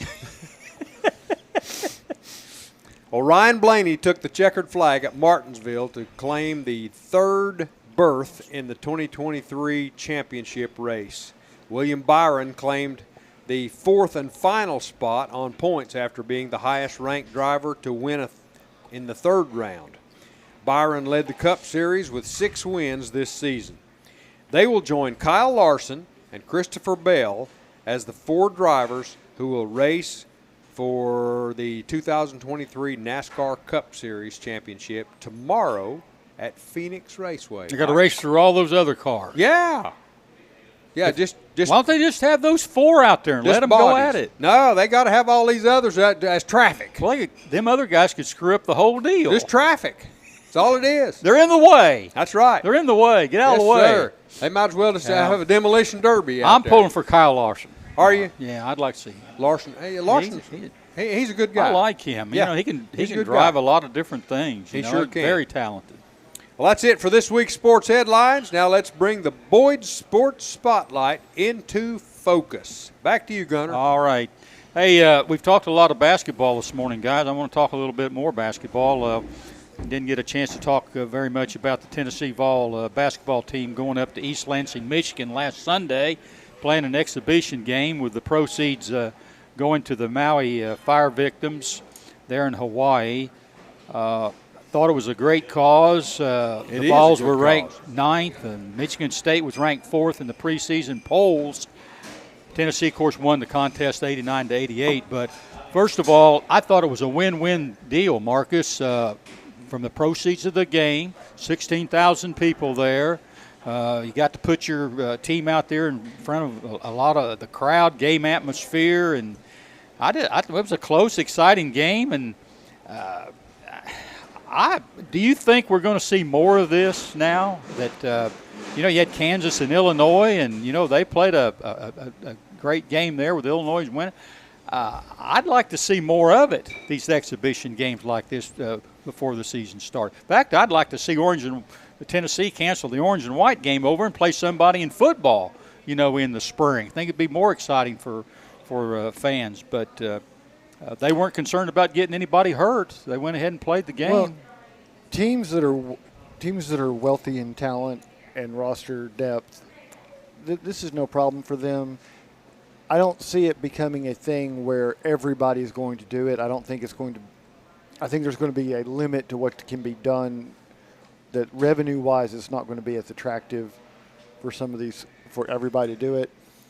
But in this case, I thought they made a great decision to, number one, help people out that needed it. But number two, both these programs have games in Hawaiian tournaments this year. What better way to reciprocate for what Hawaii does for those events and hosting those things than to do something like this and do a fundraiser when they need some help. So I thought that was great on the part of both programs to do that. But do you take anything away from it? Well, you got some ideas. That Tennessee can score if they need. It has the ability to score right now. Yeah. And you got to see some of the younger players because remember, Vescovy was taking care of some things, and you're still missing your point guard. So, you got to see some other guys and work the rotation and. You can take some good things away from it, but it's not. I'm not going to go with Coach Izzo and call UT a Final Four team before the season even starts. Yeah. Well, Donnie, no doubt about it. Marcus hit on some of these things. They got to see a lot of combinations on the court. Barnes played a lot of people in the game. Gave young guys a chance to play in front of a lot of fans that they weren't used to playing in front of on the road. College game experience for them. And we saw a couple of guys out there that can help this team, Dalton Connect and Jordan Gainey.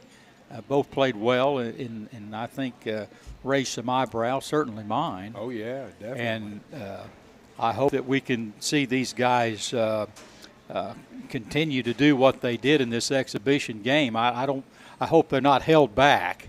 I hope they don't go back to this half-court defense. We're just going to play defense here, and then we're going to go down here and we're going to play discipline offense and milk that clock, and we're not going to have any transition.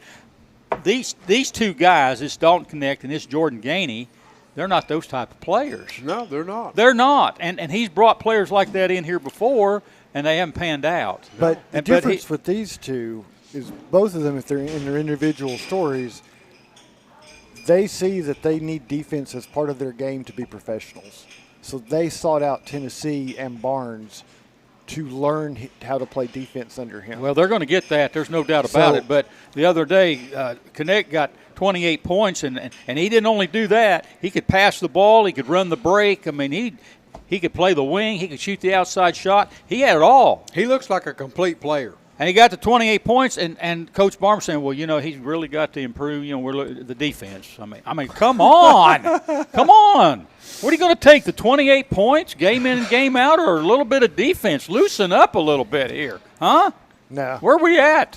No, No. Not going to do it, is he? Not going to change that. No, identity. he's not going to do that. You're still going to have He's to not play- going to do you're it. still going to He's have going to play bore me to defense. death. We're going to be sitting in here in January going, well, we got 65 the other night. You reckon we can get 70 and maybe beat Auburn or maybe Kentucky? Are we going to have to get more than 60 to beat Kentucky tonight? I don't think so. I don't think please that's gonna don't be do the it case. to us. Shoot the lights out, Don't Coach. do us to it. Don't do it to us this year. I think with this depth, that Tennessee could win either way.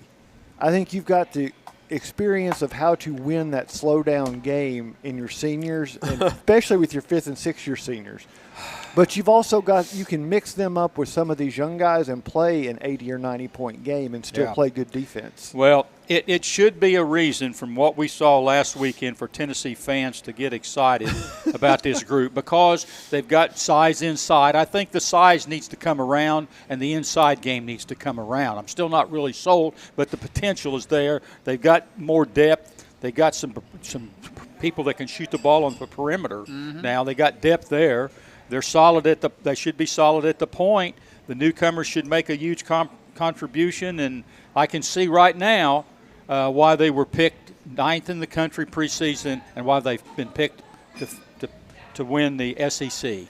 Well, I'll tell you what. Coach Barnes, don't screw it up. Let them play. That's right. Let them go out and play and just sit over there and relax a little bit this year. Huh? I'll tell you what. Let me know which lineup he puts in there, and that's the games I'll watch. Yeah. Well, the lineup's going to be determined on how well they play defense.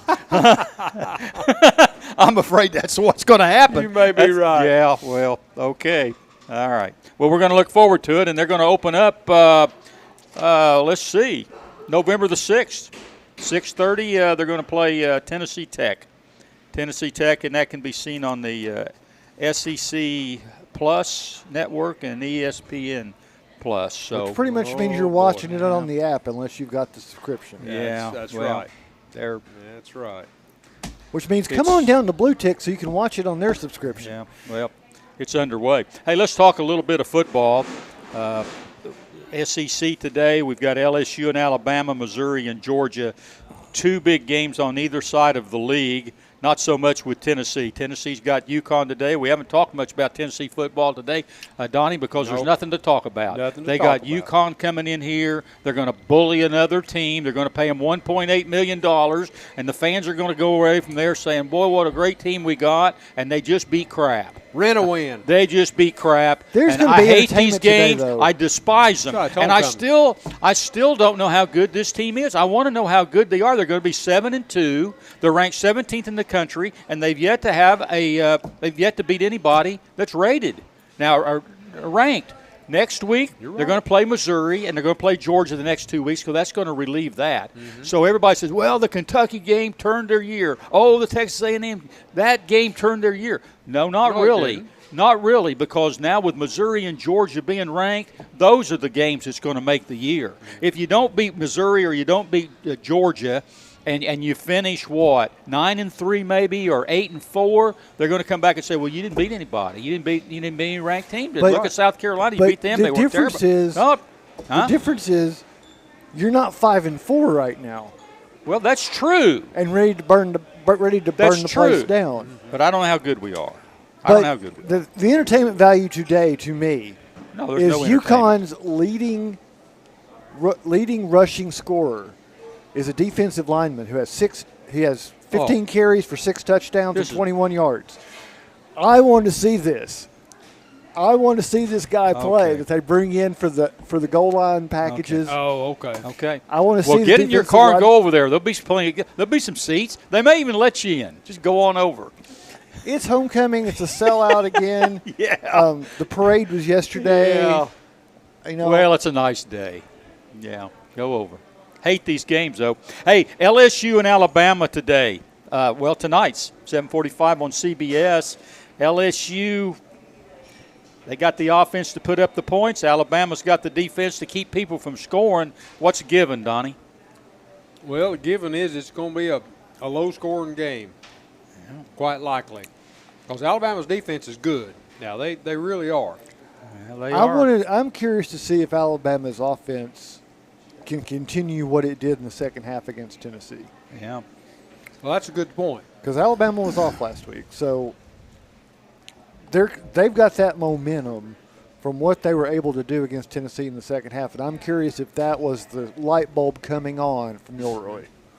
Yeah, well, see if he can replicate that out of the gate with somebody. Well, they've been bad about not getting out of the gate very fast. They're a 3-point favorite today, and LSU has kind of regrouped. You know, they went through that span right there where things weren't so good, but here they are back. Alabama, you know, and probably Georgia are the two best hopes in the SEC of getting into the playoffs. So if Alabama loses today, then that pretty well eliminates them from playoff contention. So they've got a lot on the line, as well as LSU having a lot on the line today. It's not only the West championship that could be at stake here, but also playoff implications. Yeah, that's true. Number 12, Missouri, is at number 2, Georgia. Georgia comes in at a 15-point favorite. That's the prime afternoon game, so to speak, 3:30 on CBS. And you've got a Missouri team that can put up a lot of points, but not so much defense. No, there's a problem there. Yeah, there's a problem. So can they hang with Georgia? 15 points, 2 touchdowns for two teams, one ranked 12th and one ranked 2nd. That's a lot of points right there, in my opinion. But this game's for Georgia's got to impress, and now they've received the message that they've got to impress because the committee has not been impressed, and the CFP ranking showed that. Yeah. Well, Georgia has Missouri today, Donnie. Next week they have Mississippi, and then they've got Tennessee. So if they win, and they play Ole Miss and Missouri at home, so if they win those 2 games, it's immaterial as far as the Eastern Division Championship, what they do in Knoxville when they come in here.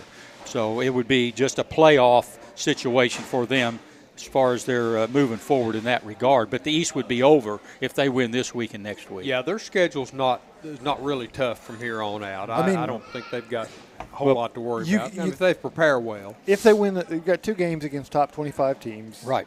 If you win them both, yes, you're going to take the East no matter what happens against Tennessee because you close out with Georgia Tech. Right. But if you even if you win those 2 and then stumble in Knoxville, you're still going to get penalized in the CFP, and the SEC will go into panic mode about not having anybody make the playoff. That could happen. But at least they're going to be in the championship game. I would think if they got to the SEC championship game with 1 loss and won it, it'd be hard keeping them out of the playoff. I'd say it would. Yeah.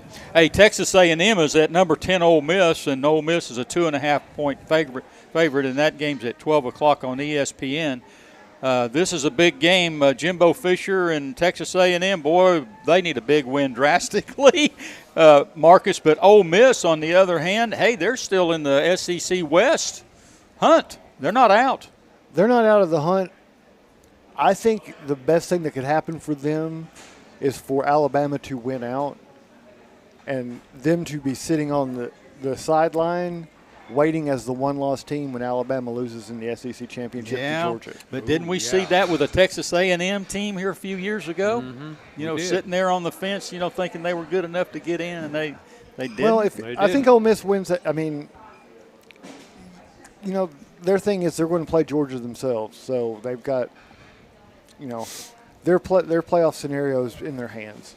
Yeah. Arkansas is at Florida. Arkansas has been terrible on the road this year. Florida, they were terrible against Georgia last week. They're a 3.5-point favorite at home today. So we'll see how that works out. Both teams, big games. As far as their coaches are concerned, it's a big game for both of those guys as far as trying to keep the heat off of them. Kentucky is at Mississippi State. Here's a couple of teams that's certainly looking to try to figure out who they are, if they're anything. They're both trying to get bowl eligible. Kentucky, their ground game should work better this week than it did against Tennessee, but heck, I don't know. They may try to run the ball. They didn't try to run the ball against Tennessee. Yeah, they didn't. Auburn's at Vanderbilt. I think Hugh Freeze is safe that he's going to get him another SEC win this week. He better get himself an SEC win if he wants to stay in Auburn. Yeah, that's right. And I'll tell you, here's one you ought to watch a little bit. Jacksonville State's at South Carolina. South Carolina's a 15.5-point favorite. They're 2-6. Jacksonville State comes in at 7-2. I'm not so sure. I'm not so sure on this one. I'd hate to think that Jacksonville State would beat the Gamecocks, but if they do today, Beamer ball is deflated for sure. It is. You're right. It's in deflate mode. It'll be hurting like Beamer's foot. Yeah. And then we've already mentioned UConn is at Tennessee for their butchering. That's right. Pretty much. Hey, time to take a break here, and when we return, it's the Bowl Prediction segment. You're listening to the Goatee Sports page, and now stay tuned for the best in local sports. The Bluetick Tavern is home to the tastiest pizza in Blount County. Try our signature Broadway barbecue pizza, grilled chicken and red onions covered in mounds of mozzarella. Or sink your teeth into our one-of-a-kind chicken and bacon pizza, made with an olive oil base, grilled chicken, bacon, red onions, and covered in Brussels petals. The Bluetick Tavern also has salads, sandwiches, and the area's largest beer selection. Regularly recognized as the best pizza in Blount County, it's the Bluetick Tavern, located at 128 West Broadway in downtown Maryville. Waters Equipment is your East Tennessee New Holland agriculture and construction dealer. Waters Equipment has been serving Blount County for 48 years and has 2 locations in Maryville for sales and service for New Holland equipment. Offering shop and field service for trucks and equipment of all brands, Waters offers equipment rentals for New Holland skid steer, Mini X, and tractors. Call 238-9000 for your rental needs. That's 238-9000. Waters Equipment New Holland. Excellence in service. For over 50 years and 3 generations, the people of Blount County have trusted Stevenson Tire with their vehicles and their families. Our mission has always been simple: to provide quality products at reasonable prices with exceptional customer service. Featuring tire products from Michelin, BF Goodrich, Uniroyal, Bridgestone, Firestone, and Yokohama, Stevenson Tire also offers alignment and brake services at affordable prices. Stevenson Tire Company, 2411 East Broadway Avenue in Maryville. Call 983-1621 or online at stevensontire.net. Your newspaper, that's right.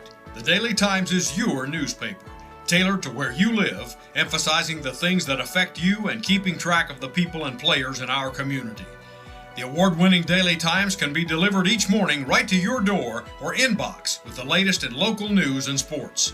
For a 30-day free trial offer, call 981-1100 and begin enjoying your life, your times, every day with the Daily Times. The Roger L. Newman Company began in 1984 with a vision of providing Blount County with excellent heating and cooling service. Mr. Newman also wanted a real business. No gimmicks and no high-pressure sales. They just fix it or replace it. They want to stay within your budget and make you comfortable. Their motto still stands true today: call us first, we'll be there. Call Roger L. Newman Company at 982-5446 or visit online at rogerlnewman.com. Cooler temperatures are approaching. Upgrade your furnace now for as little as $50 a month. Welcome back to the Bluetick Tavern in downtown Maryville. This is Mike Edwards, and it's time for this week's Bold Prediction segment. I've got Donnie Moore and Marcus Fitzsimmons here, and we went for about 6 weeks, Donnie. I wasn't keeping track of what everybody did, but the playoffs came out with their rankings last week for the first time, so yeah. I decided to go ahead and count them. Did you tally up? Tally them up, and last week Marcus went 2 for 3, and you and I went 4 for 1, or 4 and 1 last week. Woo! Yeah, 2 and 3. Of course, he always goes out on a limb over there. Yeah, he does.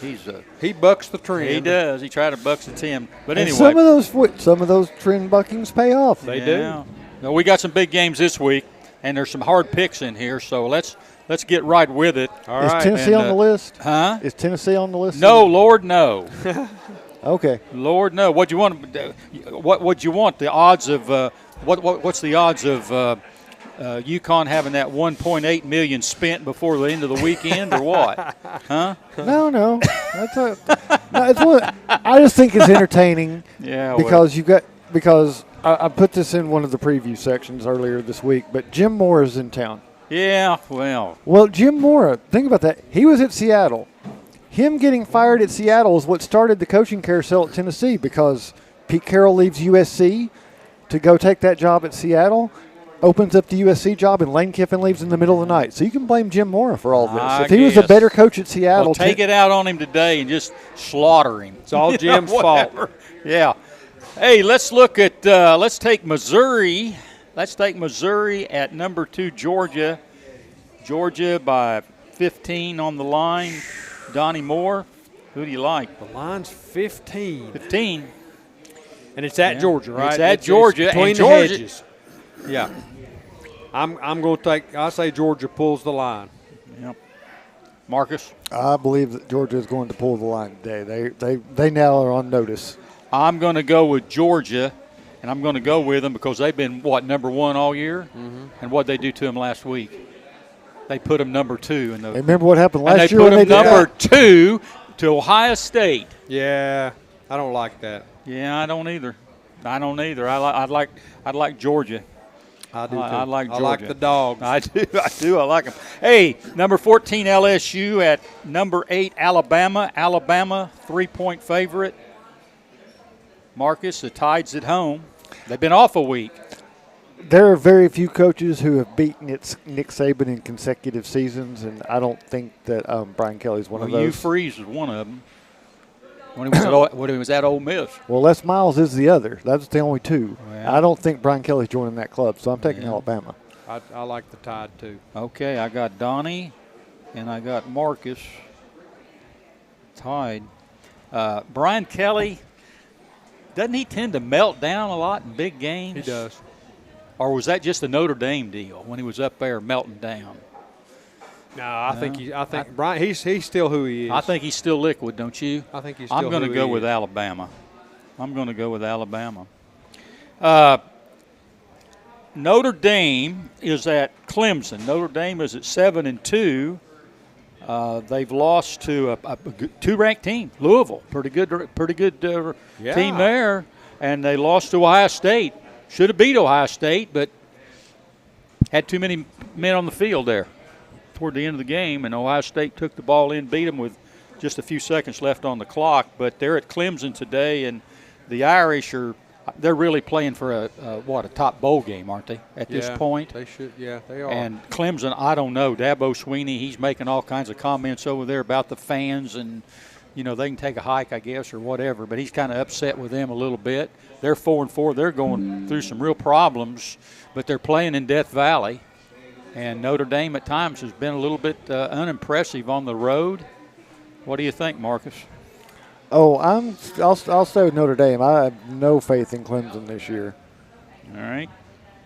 I'm going to take the Irish, but I do have some reservations about them playing over there. And I do too. I don't like that. Tony Iruli, he'd go with Clemson. I don't like that. If the Irish can win this game against Clemson, they're going to finish 10-2. They got Stanford, I think, left, and Wake Forest at home. So, this is a big game for Notre Dame. I'm sure they realize that going in, that this is going to probably be a difference between a 10-2 and a 9-3 year, and how that puts them in the bowl picture. I don't know, but.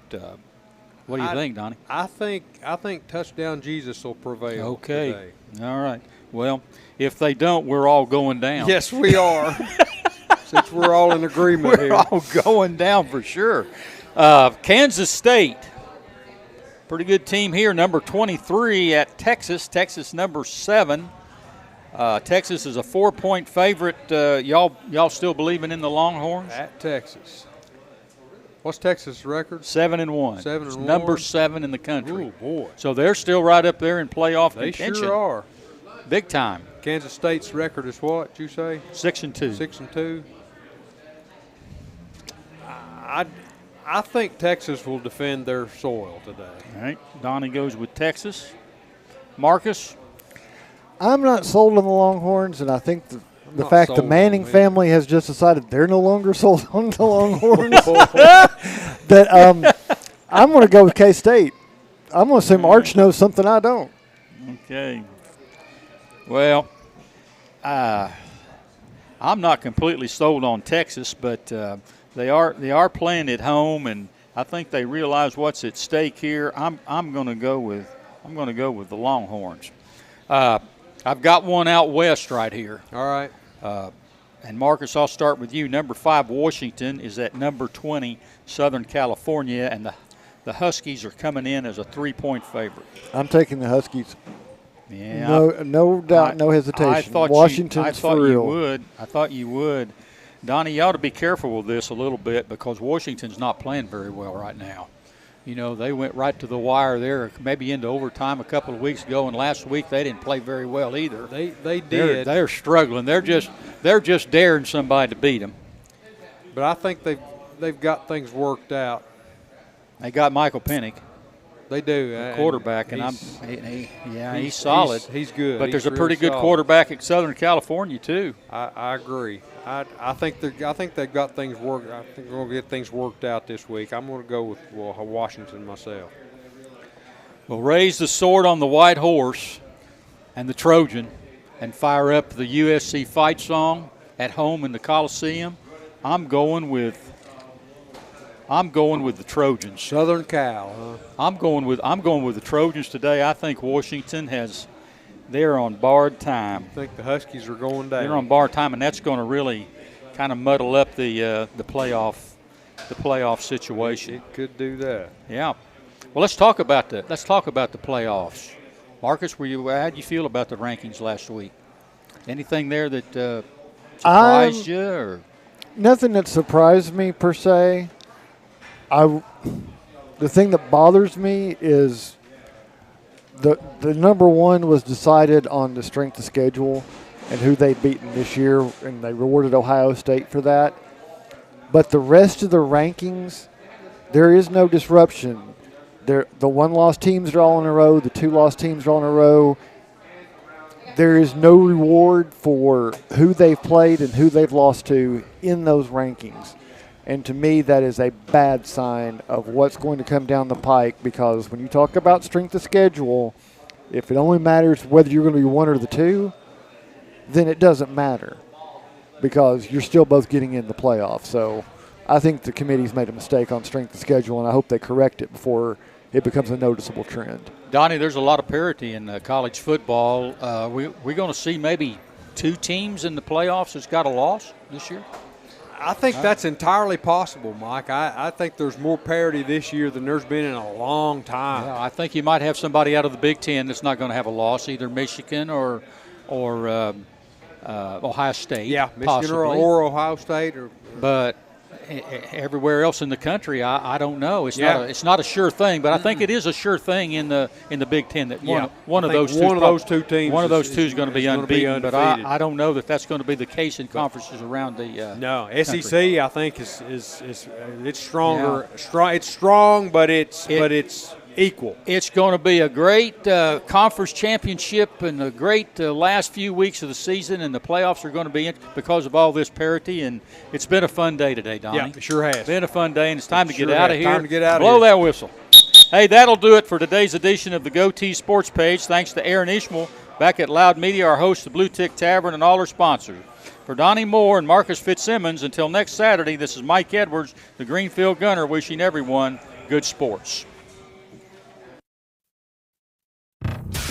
And that's the final whistle. Join us again next Saturday for the Goatee Sports Page. The best in local sports.